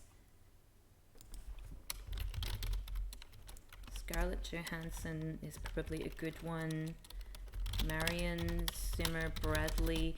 The guy in the Mists of Avalon person who's sort of a little has views on children. Cast a wide net over the entire United Kingdom. What else? There's someone else that came to mind. Oh yeah, the guy from Arrested Development who is a pretty good actor, but was creeping on trans women, and while playing a trans woman, but also yelled at Jessica Walter, which is something I will never forgive him for. How dare you? How dare you yell at Jessica Walter? She knows what she's doing. She's amazing. Sorry, very angry. Can't remember his name. Margaret Thatcher. I mean, did anyone ever like Margaret Thatcher, though? I'm talking about people who have been cancelled. No one likes Thatcher. The Dragon Riders of Pern lady. She thought homosexuals were made by men being sodomized with tent pegs? Big if true, but...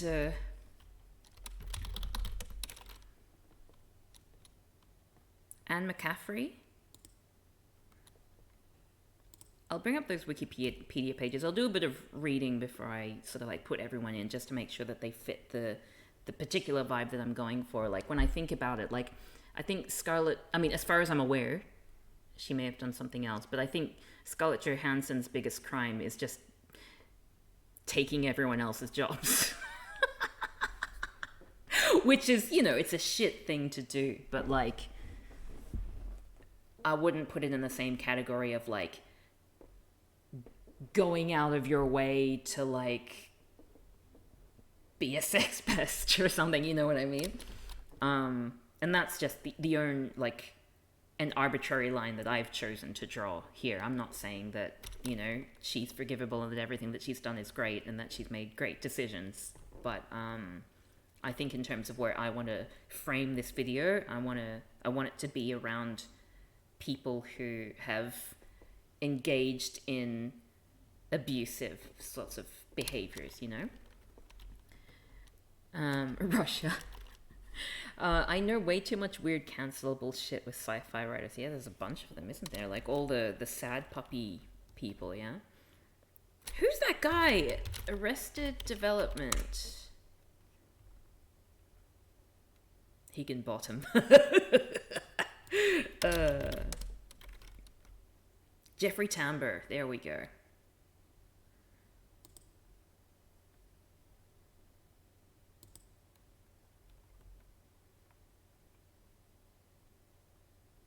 Yeah, I don't want to have them smiling at the camera. I just want sort of like a neutral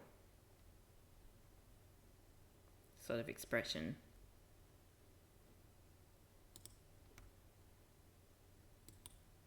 There we go. That'll probably do me for Jeffrey Tambor. House of Cards guy. Oh yeah, Kevin Spacey. That was a big one, actually. I apologize to everyone for showing the, like, I know that this might be quite triggering to some people. I wonder if it's possible for me to put like a trigger warning in the name title of the screen. But yeah, I appreciate, I mean, if any of you are feeling uncomfortable at any point by any of the images that we're looking at, you know, feel free to bow out. I won't judge you. I won't be upset. You need to do what you need to do to look after yourself. Neutral. Neutral? Is that neutral?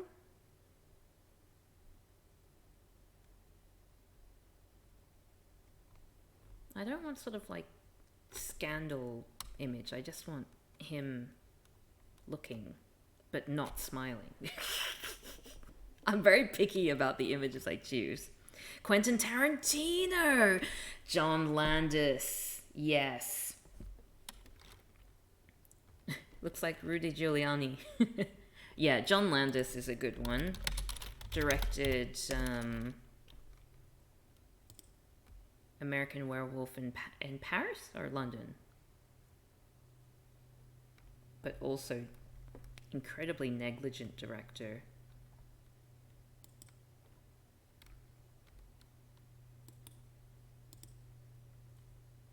Sad how many there are, yeah. I mean, a lot of these ones we're looking are film.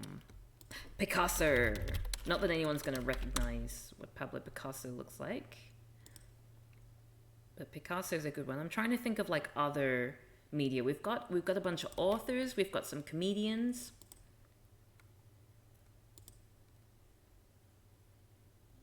The ones that I'm not personally familiar with, I'll sort of research later before putting them on. So we got John Landis. We got our Graham Linehan photo. What's sad is that there was a petition that was made recently in defense of J.K. Rowling's transphobia, and it was signed by a lot of people within like British entertainment industry or whatever, and the other writer of Father Ted, I believe, was one of the signatories of that. And like, I really like Arthur Matthews. He's done Toast of London, which I completely adore, and he just has such a great sense of humor. So I was quite sad about that too. The thing is, I think a lot of people are misled. I'm not going to say that makes, you know, doing that is fine, because obviously they should do their research. You know, we did. But God, it just seems that there's certain little areas of ambiguity. And this is, again, why I'm making the video, because I think nuance is important. A lot of people are jumping to, you know, like black and white conclusions about what transness is based on, little plausible things, and then it just makes them piggyback onto believing these huge conspiracies of, like the trans agenda and things like that. He wasn't just negligent, he actively broke safety rules and child labor laws. Yeah, that was... John, I thought we were talking about the guy that did that video where he explains how DC killed Superman. Oh, that's a great video. But Max Landis is also a shit, unfortunately. Yeah, Amanda Palmer.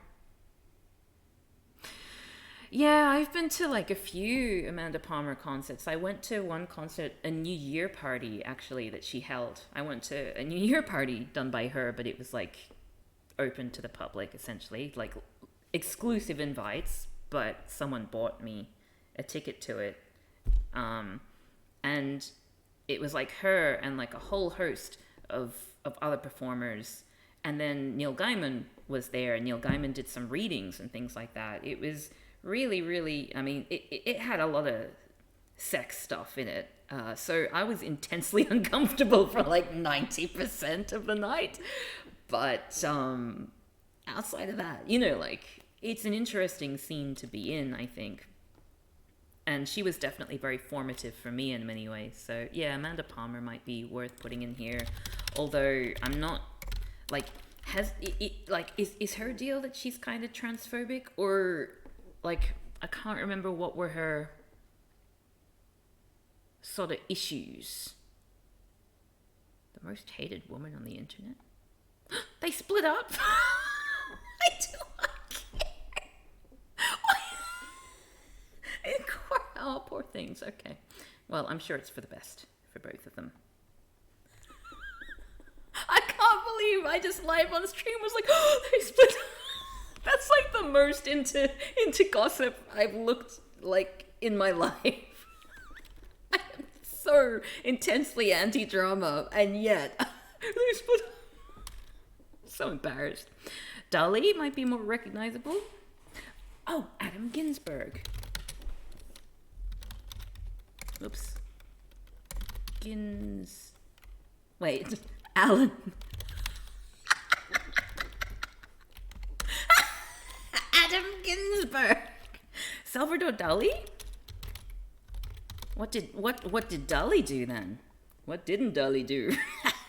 Oh yeah, Tarantino. Sorry, I forgot to look that up. We're getting a good list here. I feel like we have too many men. And do we have any non-binary people here? There's definitely some women that have been caught up in Me Too. Like, for example, I mean, I feel like looking at people involved in sex work is beyond the scope of this particular video, just because I'm sort of trying to focus on, like, media icons. So, like, books, film, art, that sort of thing, as opposed to, like, industry people. Like, I'm not going to look at games industry people. Or should I? Because that Heavy Rain guy, David Cage, is pretty awful. I'll put him on the maybe pile, I think, because I don't know if anyone ever thought he was a great guy. He's just a wanker. Sorry, I'm way behind in the chat. Transagender is just how Italian people pronounce transgender. Oh, I wrote about Amanda Palmer for one of my uni essays on do-it-yourself aesthetic as a luxury item. So, I was gonna say, please send that to me. That sounds fascinating. And especially coming from you as a musician, I feel like yeah, damn. If you can find that, please send it to me, because I would love to read that. It's something that I don't know enough about. She's really ableist. Oh, sorry, I just caught up with the chat. Panda Bibble saying, oh, they split up. So you saw it too. The director of Blues Brothers. Thank you, everyone. I really appreciate... Oh, John Landis. Okay. There we go. Did a cover of 99 Problems and dropped the N-word gleefully with hard R. Okay. So she's done a bunch of, like, oops things. Oh, it was Fuck the Police, right? Salvador Dali was a fascist, that's right. I knew that. And definitely more recognizable. And we've got a lovely landscape image there, which is what I like to see. Love a good landscape. He's such a great painter, though. Shame about the fascism.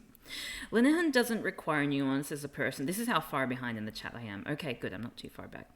Linehan doesn't require nuance as a person because he shows no sign of it. It's how to treat his work now that does. He got to speak at the House of Lords and spent the entire time talking about how being cancelled ruined his life. They asked him to submit evidence about trans people. Oh dear.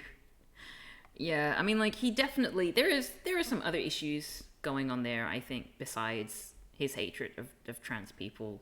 And it just happens to be the abhorrent, virulent transphobia, which is how these things are manifesting. I'm not, invoking mental illness. I just think that there's been some other stuff going on in his life that he's probably projecting onto this thing because he found a small amount of support and love from doing this thing and now feels like he's some chosen one. Such a sad thing.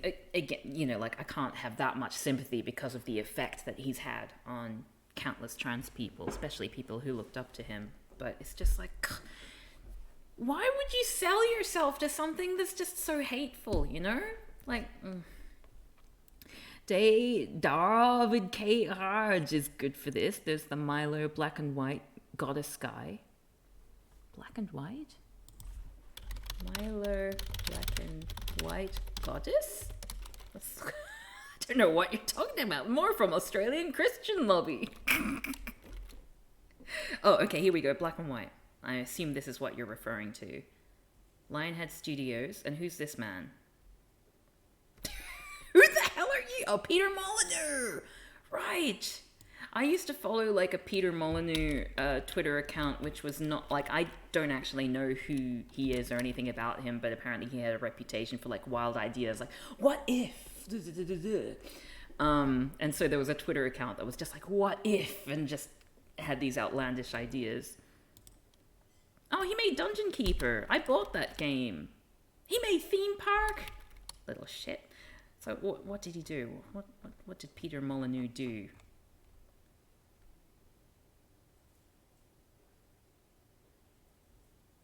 I can't see anything here. There's never any personal life thing for, like, these little shitwads. Fascist and distinct moustaches. The games industry, are there people in it who are... Wait. The games industry has people in it who are terrible? Never. Sorry, I got there in the end. My reading is a bit off today. I was a shit undergrad. I'd rather write it again than find whatever 19-year-old me managed during an all-nighter. Yeah, that's fair enough. Gonna go watch the sport now. They're playing a soft R&B version of the Australian anthem for some reason with drums.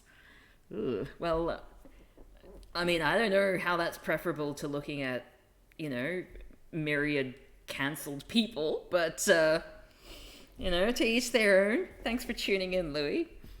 He got loved... Okay, back to Linehan. He got love bombed once by TERFs and now thinks he's the only way to experience anything now. It's the only way to experience anything now. Yeah.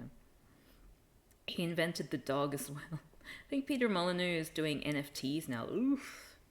Blizzard, let's do crimes. Good morning, Zardakis. Welcome. You've come in at a time where I'm basically just making a tiny montage of, like, several seconds of just images of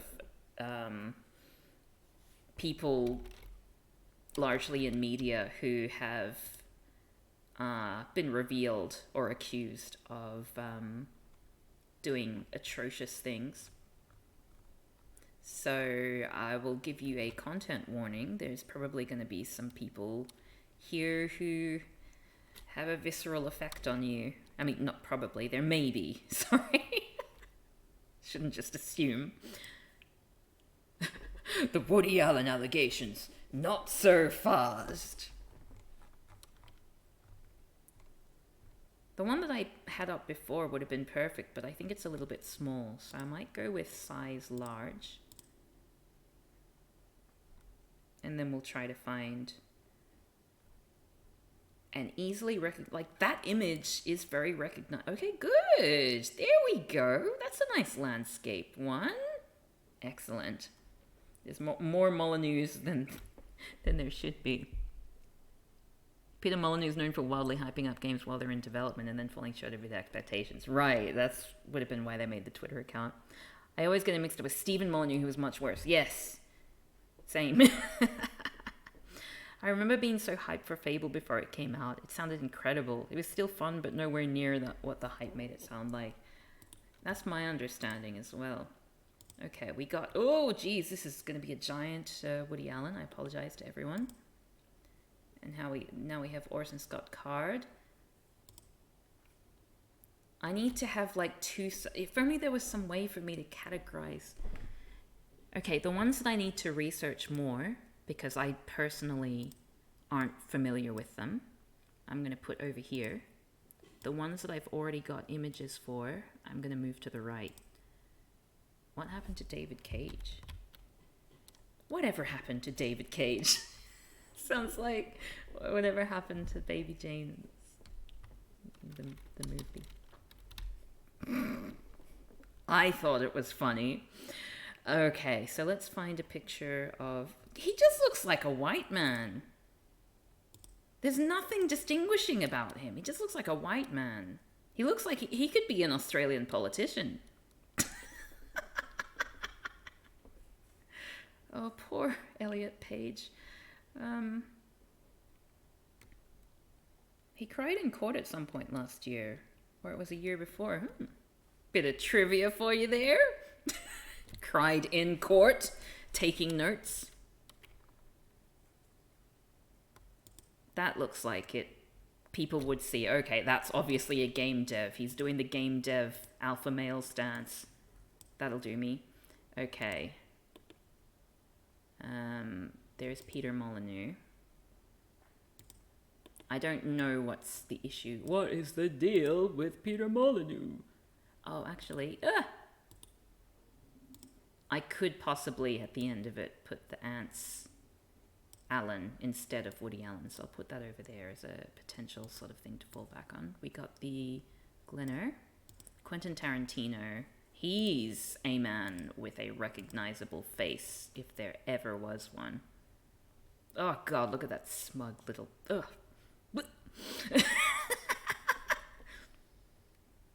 That's my Quentin Tarantino impression.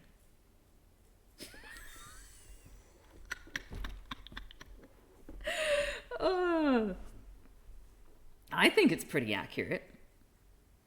Fable 2 is basically a game about a dog? That sounds great. I need to find one. I'm trying to have people not smiling, but he just is so smug in all of these photos. And he's acting there. And that he just looks sad there. Oh. That one might be good. Yeah, like that's probably as good as I'm going to get for Quentin Tarantino. No looking at camera. We cannot... No, except for that one. That one's just... That's the Salvador Dali photo, so we're just going to have to deal with it. Do I want to include Amanda Palmer in here? And this is where I come with, you know, I come down... I'm going to do some more research on her. Because it seems like there's a lot of little isolated incidents, as opposed to, you know, like... is habitually doing the same shitty thing. And I'm not sure if that's the category that we're going for. Like, you know, like Anne McCaffrey apparently has consistently shitty beliefs. So she's probably more likely to get in under this arbitrary category that I've come up with. Okay, let's get like a good landscape of Ricky Gervais. Oh, Dave Chappelle.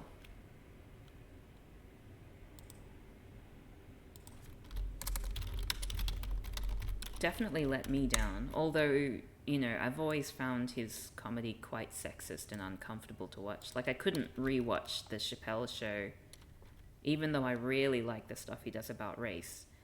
Most of the time. Just because I found it incredibly sexist. well, not sexist, misogynistic, like downright hatred. Palmer might not scale with Harvey Weinstein. Yeah, that's the thing. I want to be sort of consistent in this montage. I don't want to include, like, I don't think that Scarlett Johansson necessarily fits in as well, because although it is a pattern with her, it's just her choosing roles, you know, taking on roles that other people who often struggle to get work could be doing, which is just her being, that's just a shit thing. That's just like bad manners, you know? It's not outright bigotry. Dave Chappelle, on the other hand,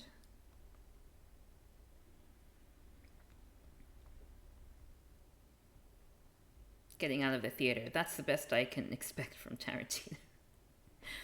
Asimov's stuff is less well known because the sci-fi community is kind of fucked up and is just, oh yeah, he would go up to random women and grab their breasts at cons, or what a scamp about it most of the time. Oh god, that was so many communities. Oh, I was gonna put some of the people from the skeptic community in there, but again, that veers too far out of the sort of general media figures that people look up to that I'm after. Because what's his name? There's a few people who are like sex pests who are in the skeptic community and just like preyed on women at conventions and conferences and things. It was awful.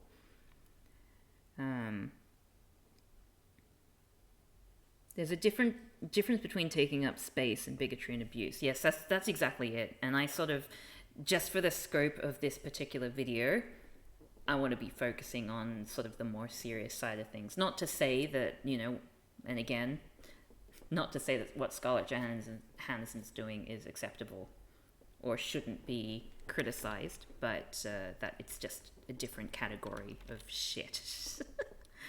This image might be the one, because you can tell Dave Chappelle is a comedian. What about that one? No, that one's probably more of a Seinfeld.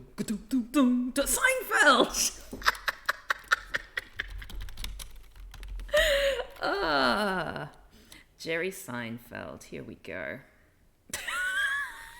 I can't believe it. MIDI slap bass intensifies.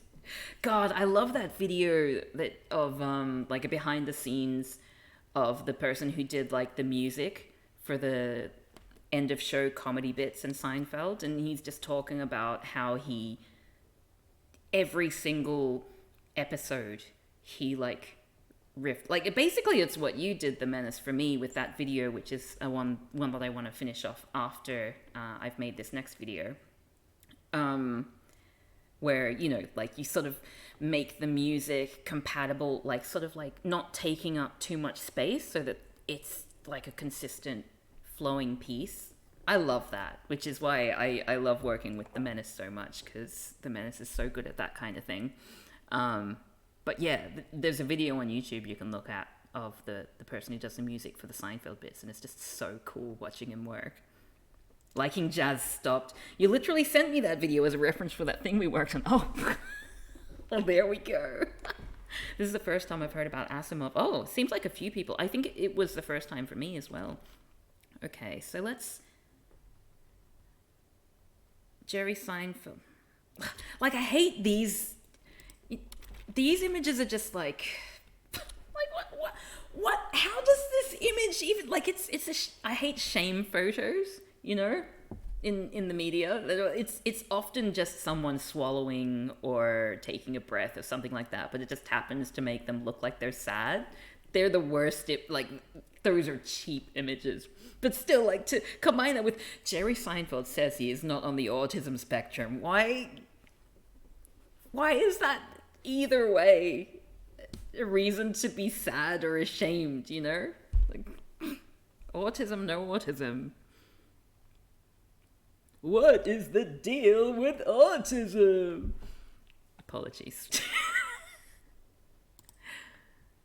He's smiling there. I just need like a normal Jerry Seinfeld photo. Use the B-movie Jerry Seinfeld. But the thing is, I'm already probably going to do Woody Allen. Where is he? Woody Allen is like the ant's Woody Allen, so I can't put... I need to just have the one gag. I already did Kevin Spacey, didn't I? I thought we found a Kevin Spacey. No, we didn't. And we didn't find a... Okay, let's move John Landis up here. They're really into trains. What's up with that? I like to get around, but I don't want to take my car apart. Good day.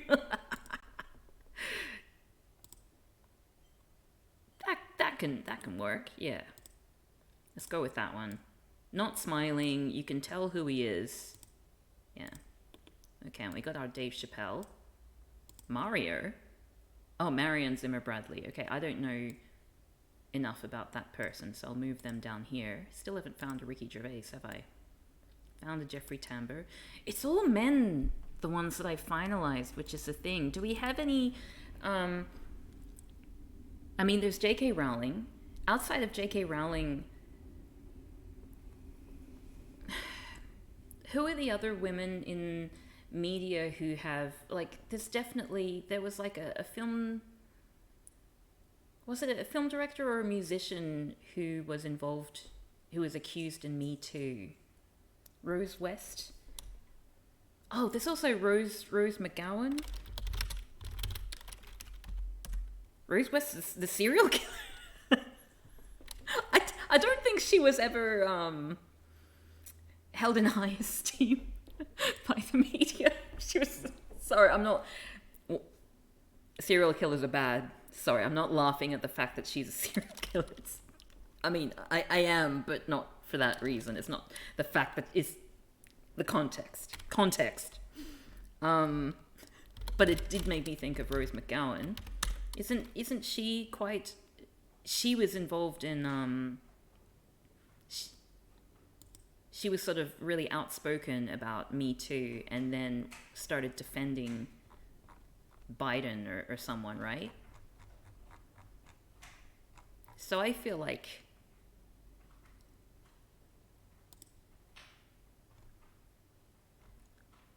Yeah, so she came out against Harvey Weinstein. The thing is, if it's just like the one thing of hypocrisy, does that put her in the same category? Because there are women who have been accused in Me Too. There was a musician. If you add candid to the search, do you think you'll find more non-smile photos? That might work, although I might end up with like photoshopped nude images or something as well. Resting Seinfeld. Sorry, I need to scroll back up. I'm still a massive fan of Asimov's writing. But it was such a disappointment. Just read Usheron's comment again, liking jazz stops. I think it was after my doing a Seinfeld music impression. Such a disappointment because a lot of Asimov's public speaking is about how important it is to treat women as people and stuff, and then you hear that, yeah.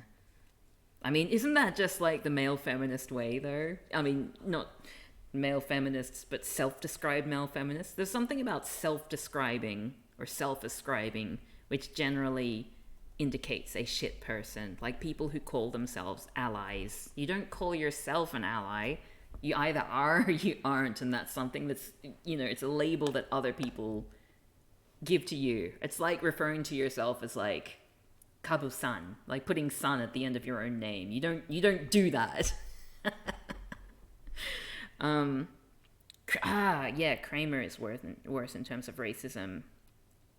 Seinfeld, my issue was his serial dating underage girls. That was pretty messed up, I thought. But yes, the Kramer guy is also someone to add. Ellen DeGeneres. What was her deal again? The Roseanne lady. Roseanne. Rose McGowan seems like she's into Q now. Oh my goodness. Weirdly, most of the women I can think of for this are women who defended Me Too guys, like that woman from the BT ads who defends Polanski, which is a person who I haven't got down here. Roman Polanski. Ellen DeGeneres was chummy with Bush. Is that call for... I mean, like, it's hypocritical to a large degree. But is that something, you know, for the purpose of this montage of toxic people?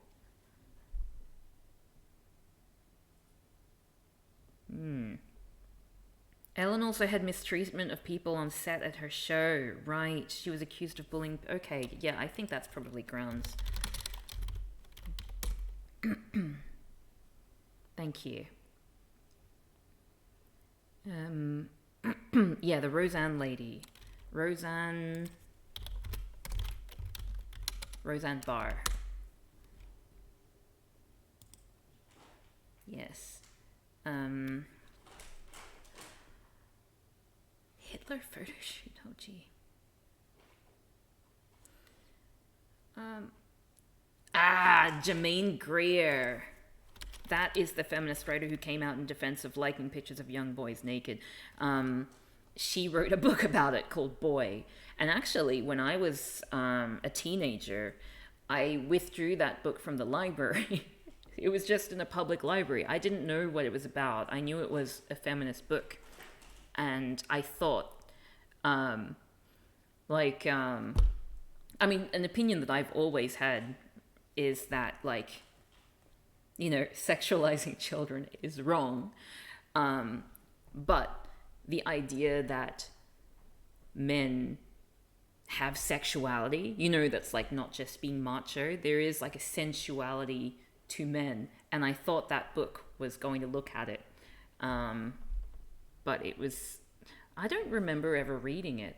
I think I flicked through and was like, this book's boring. So I was like, okay, well, it was a good idea at the time. And I remember that the front cover of it, the boy who's photographed on the front cover of that is, to my understanding, an actor in the film Midsummer, but now as an old man. So, a bit of trivia for you there. Kramer's Michael Richards, thank you.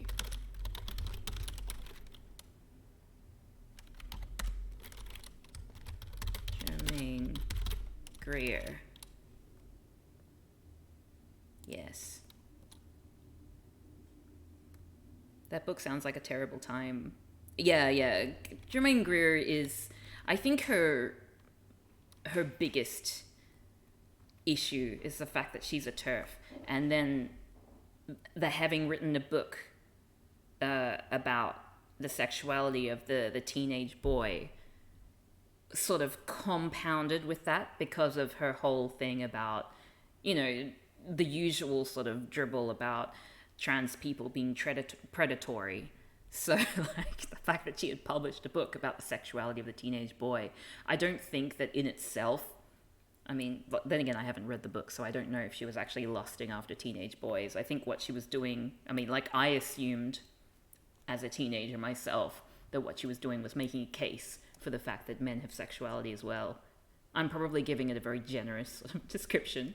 But, yeah, I think it was sort of like her primary sort of issue was being a TERF. And then it was just that in combination.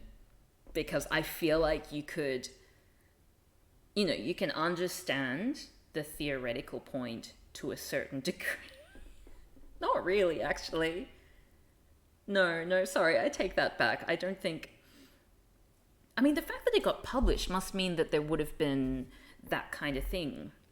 Like that kind of separation between her own personal things. And also, I can't really defend it at all, having not read the book. But I think there is a universe in which the book that she wrote wasn't meant to be about how much she loves the bodies of adolescent boys. But I think it would be very difficult to pull that off. So it's probably fair to say that she failed. TERF with nonce vibes, honorarily British, exactly. Does doing drone strikes or selling weapons to dictators count? Being the first Nobel Prize winner to bomb another Nobel Prize winner? Who is the first Nobel Prize winner to bomb another Nobel Prize winner? Goodness gracious. She always justified it. That's right. Yes. No, you're right, Panda Bibble. That's it. She justified it on the grounds that, well, men get to perv on little girls, so why can't I? I can imagine a universe where she was using that as like a political sort of standpoint as opposed to something that she actually believed. Like, I think there is a level of separation there. However, it's like, you don't do that to children, like, Jesus Christ. Like, in the same way that, older women, some older women like to be in relationships with younger men as sort of like a power thing. I don't think that that's appropriate. And I'd like to think that I don't think it's any different to when men do it, but there is definitely like a slightly different power imbalance there. I don't know. Probably not safe to like talk about this stuff on stream in case when I'm in like a train of thought, I end up saying something that I don't actually believe. Yeah, Germaine Greer is definitely an interesting character.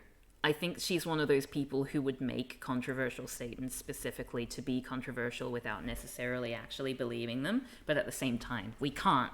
When it comes to protecting children, we can't really let that one slide. You know what I mean? Obama wasn't really cancelled for dropping the bomb strikes. Yeah, that's true. And also political figures. Actually, no, I include Churchill in there. So, but yeah, Obama hasn't really fallen from grace ever, which is part of the problem, honestly. Henry Kissinger must have accidentally hit another Nobel Peace Prize winner just in terms of probability. Oh, jeez. Poster's brain. Mm-hmm. Henry Kissinger might be a good one. Well, let's go back to the Twitter thing. Please keep up with your thoughts and ideas. The Sinfest person. Yeah, that was disappointing. Oh, I say very disappointing here too. Morrissey, yep. The duck that loves milkshakes. Ugh. Ooh.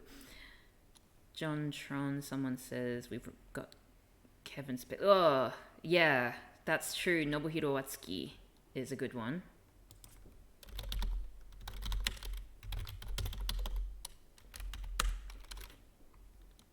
Very, very unpleasant business there.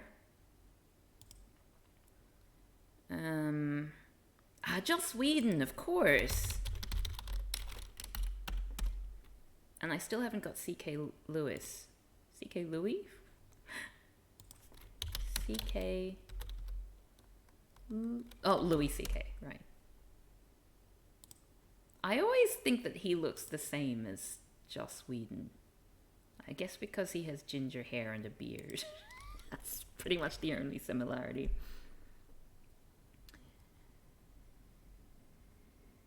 They're all beans, I know, right? Phil Spector. That sounds really familiar. Phil Spector. Murder? Did Phil Spector do a murder? Is Phil Spector a murderer? Who is this person? Phil Spector. Yeah, he was a murderer. Studio as an instrument.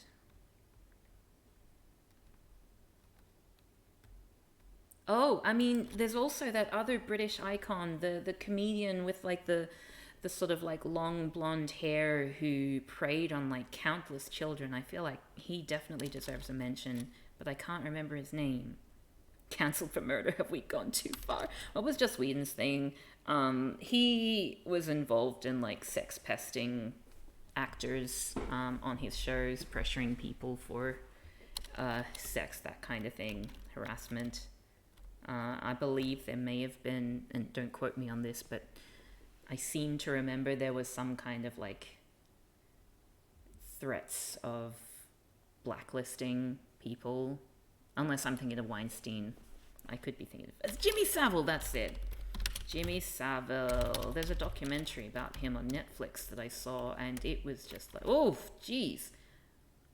What was really interesting about his case was how, I mean, if you look at Bill Cosby's case,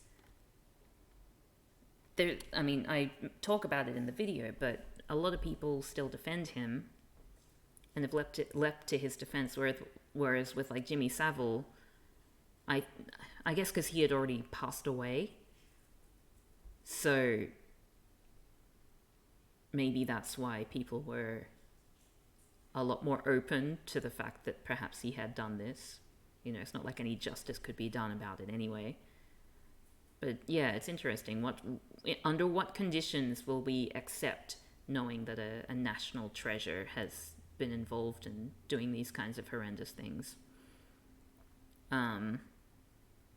I was going to say something else about Bill Cosby too, I think.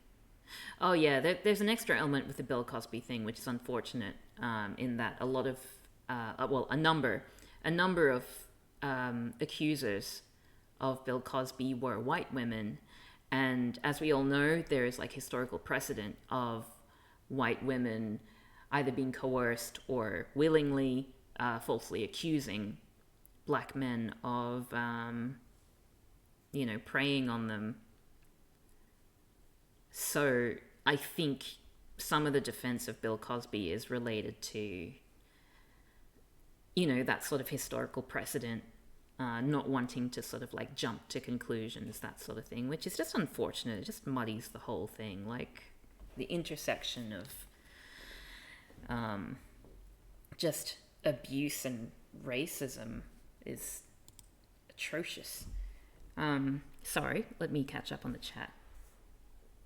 Jimmy Savile's appearance on This Is Your Life with Andrew Neil is really disturbing. Yeah, I think that was included in the documentary, and it was just like really, jeez.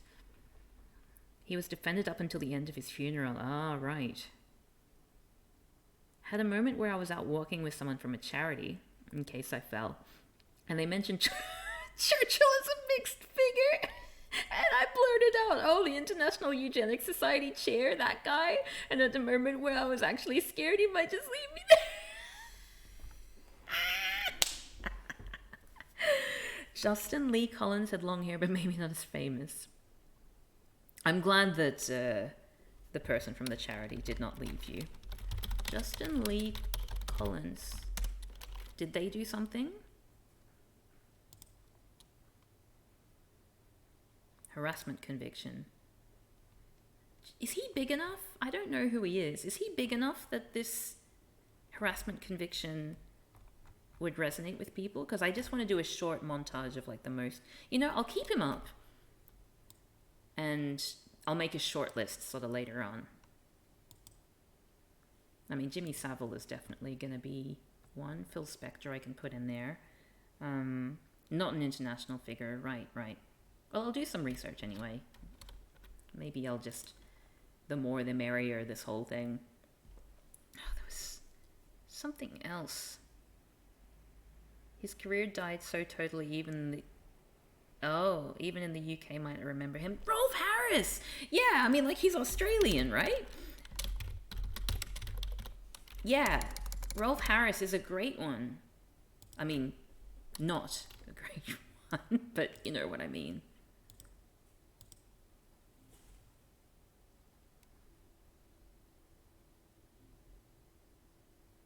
Oh look, and two people together. Again, I don't want sad photos, but like I don't want happy ones, but that's sort of how he's normally depicted. I'll leave it open and look into it later. I saw Rolf Harris play Glastonbury in 2009. Oh, jeez. Such a shame, because all of these things are such a shame. I just wish that successful people wouldn't abuse their power. That would be nice, don't you reckon? Still got a hell of a lot of men up here, and no non-binary people either. Okay, so the ones that we've got an image for finalized is Picasso, John Landis, Quentin Tarantino, what's his name? Justin Tambor? Jeff Tambor. Graham Linehan, Jerry Seinfeld, Dave Chappelle, Woody Allen, Woody Alan Ants. David Cage, Roman Polanski I haven't sorted out, so I should put that down there. Sorry, where are we? David Cage. Ellen DeGeneres needs to go down there as well because I haven't sorted her, but I think she's definitely going in. Roseanne Barr is definitely going in. Rose McGowan, possibly. Roseanne Barr is a definite, though. Michael Richards. Haven't sorted him out yet. Jermaine Greer is going in there. Henry Kissinger, yes. Yep, we got the old Dali in there. Yes, Tanglemane, that was Dali.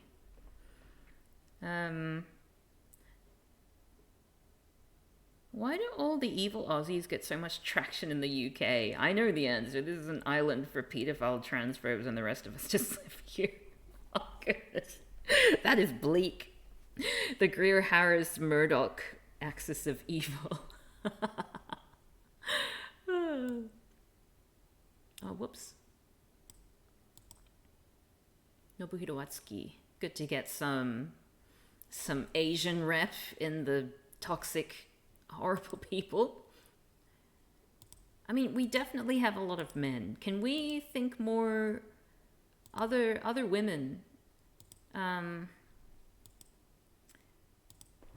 Other women who have enjoyed a degree of fame but have misused their power or misused their success and pursued bigoted agendas or just otherwise done or said shitty things, like Roseanne Barr, obviously quite outspokenly racist. And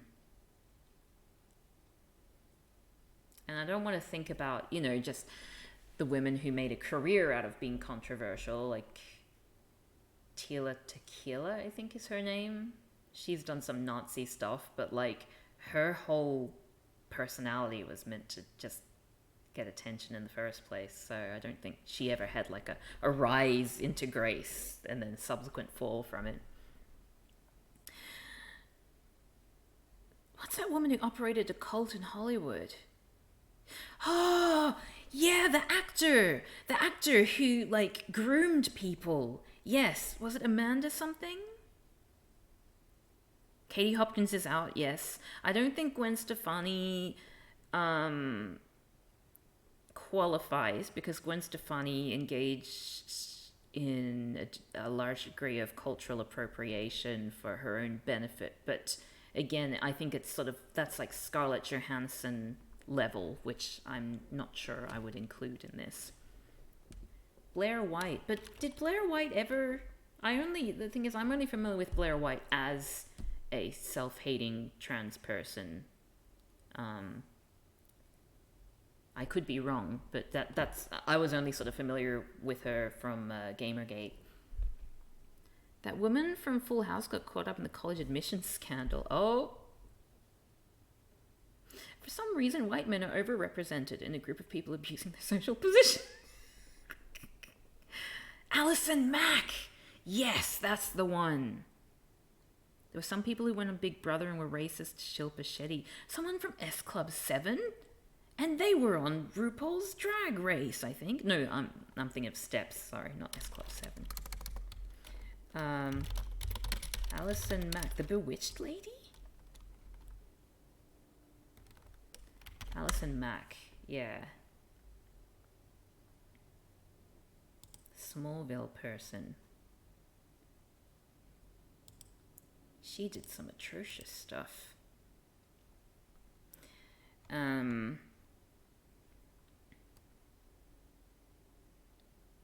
Might be confusing Stephanie, the teenage age witch lady, with Alison Mack.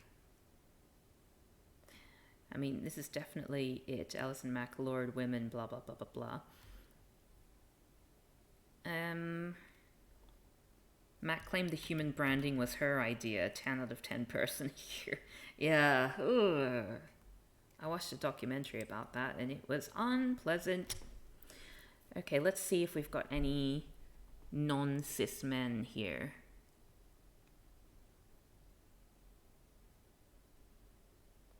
Franken Alexis Kennedy, is that a lady? Marion Zimmer Bradley, I think someone mentioned Marion Zimmer Bradley. I think I've got that, yes, because I thought it was Mario. Okay. Dave Sim. I looked up Dave Sim. It's fascinating. Kevin Spacey, Jordan Draper. Pro wrestlers. Mother Teresa. Do we count Mother Teresa? Maybe. Who's Aung San Suu Kyi?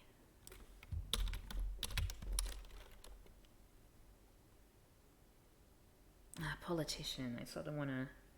Still, I'm going to read about that. That seems interesting. I don't know who she is. Probably involved in horrific crimes. Let's put in Mother Teresa.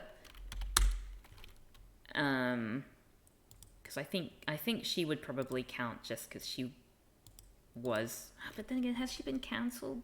It doesn't matter because Churchill's in there. I don't know. Aung San Suu Kyi was a sad one. Dang. Okay, Louis C.K., Bill Cosby, Simkin and Paul Rubens, Joss Whedon, Marion Zimmer Bradley, Anne Perry. I feel like Eric Clapton deserves a special mention as well, just because he is a very respected figure. Anne Perry. She murdered someone? Oh wait, is she? No, she did it when she was a child, right?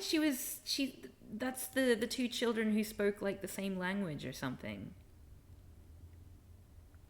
Okay, right. So I mean, like she became an author after she murdered someone, so that doesn't count. I don't know, like I never thought I would say that sentence in my life, but there you go. The count was called Nexium, right? Ezra Miller is going to play Dali in a movie this year. Is that a 2-for-1? So Aung San Suu Kyi was a pro-democracy Myanmar leader who won a Nobel Peace Prize and then has done PR for the regime. Pro-democracy activist in Burma. And then the military dictatorship there loosened up and let her be head of state. And then the anti-Muslim genocides happened and she said nothing. I'll see you later, Sophie the Bookworm. Thank you so much for joining and for your really useful feedback about the video, which I should probably get back to. Really, really appreciate it. Sorry, let's go back here. Michael Jackson. Blizzard Entertainment guy, yeah. Roald Dahl. Yeah, that's true. Ronald Dahl. It's probably a good one. And there's this guy. I don't need examples because I don't give a shit about their behavior. In fact, I endorse and applaud it. All these women act so smug because of their Me Too shields telling their little stories. Well, I don't care. I don't care what these problematic men, there's another one, supposedly did to them. All I care about is what they gave me, and to hell with everyone else. I'm not going to watch something else. I'm not going to give up consuming their work, no matter what. Me Too was a mistake. I should read this in an actual Dear loser, Chris, sort of. Anyway, take Me Too away, destroy it, clear a few dozen of these men and reinstate them and culture thrives. Who cares if a few needy, worthless, cowardly nobodies supposedly suffer because no one helped them?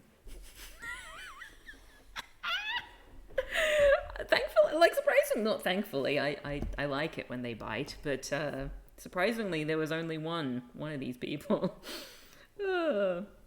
Jeremy Soule counts, but he's a guy and no one knows what he looks like unless they're really into game music, right?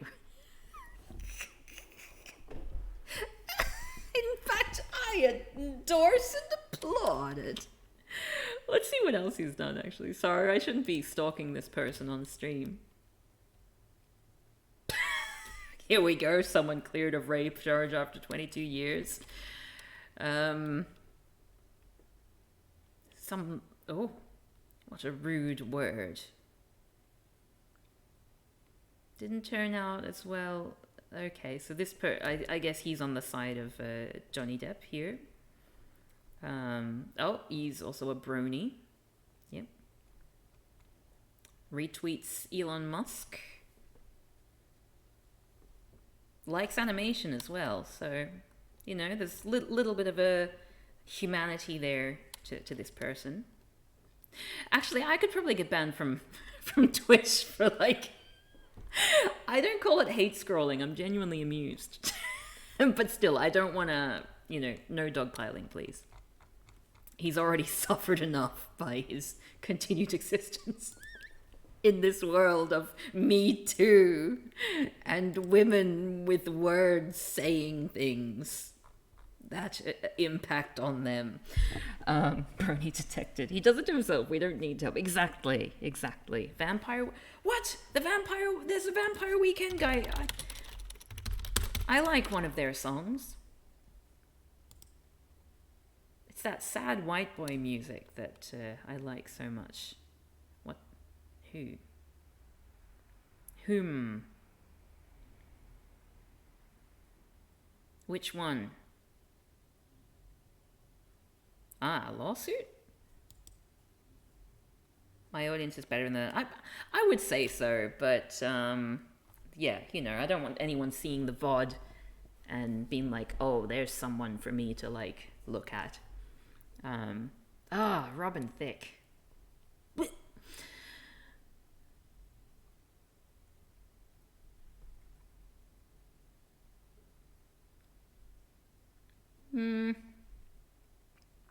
Nah. I'm not better than that, I'm just lazy. Might not be Vampire Weekend. I mean, I wouldn't be surprised if any sort of band that appeals to teenage girls is involved in shit. Anyway, that seems to be like a bunch of people. So what I'm going to do is I'm going to minimize that. I'm going to go back and sort of like find that section to insert into here. And I'll finish off sort of soonish. But I just want to quickly go over my list and see what else we've got. So montage of other people.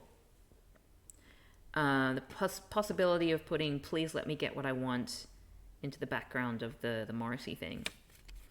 The potential of putting the butt with a peach emoji and with like the Woody Allen ants thing.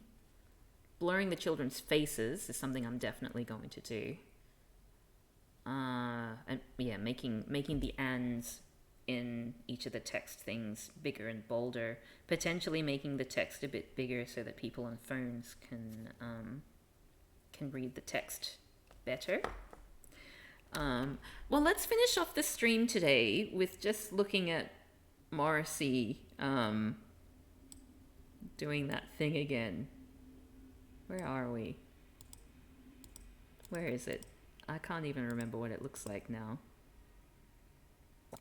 There's Bill. Oh, it's probably here. A teenager when Yes, okay. Alright, everyone. To finish off the stream.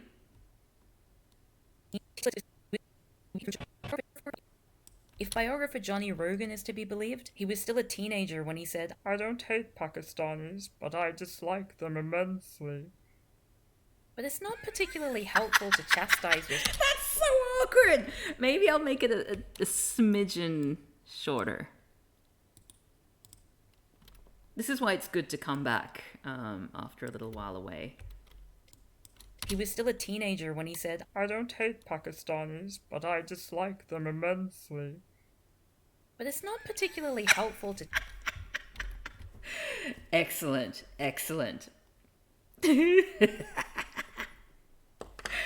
Okay, so thank you everyone for your amazing... The opening of the mouth at the end is a great touch. Thank you. That was something that we came up with as a group. So whoever was the one who suggested that, thank you very much. yeah, so that's my stream for today. I'm going to stream again, I think, next on Wednesday, unless I do another, stream. I might do another stream while I'm finishing off the animations, just so I can get a bit of company. And also because I haven't done the credits yet. I was meant to do that today, but I got distracted with looking at arseholes. Yeah, so I will finish off my stream there. Thanks everyone again. Your feedback I don't know. I've always been a huge fan of collaboration. So the fact that I get to collaborate with all of you and make this video better, I don't know, it makes me very happy. I get a lot of joy out of that. So I might actually even make this more of a regular thing because A, it will encourage me, give me accountability to keep working on video content, and B, I think it's really fun. I don't know if you do. I mean, a bunch of you have stuck around, so I assume that it's been fun for you as well. But yeah, I get a lot out of it, just like personally and creatively. Like, there's so much more, like, this video is so much more funny and meaningful now than it was at the beginning of the stream, and that's your doing. I appreciate you a lot. These streams are a lot of fun. They're engaging in a way that game streams aren't. Yeah, I can see that, given that it's sort of like I'm responding to feedback and things like that. And we're experimenting with these kinds of things together. Cool. All right. Well, expect to see some more of these going forward. Yeah. I hope you all have a lovely time. Let's find someone to raid. Who are we going to raid today? Whomst to raid. Let me go into my channel. How about we raid... I want to raid Black Girl Gamers, but they don't allow raids for obvious reasons. Let's raid Cuzbot, who is playing Rogue Company, and I have no idea what that is, but that seems... I'm sure it's great. So everyone, get your honks in chat ready, and I will see you next time. Thanks again for joining me. Ciao, ciao!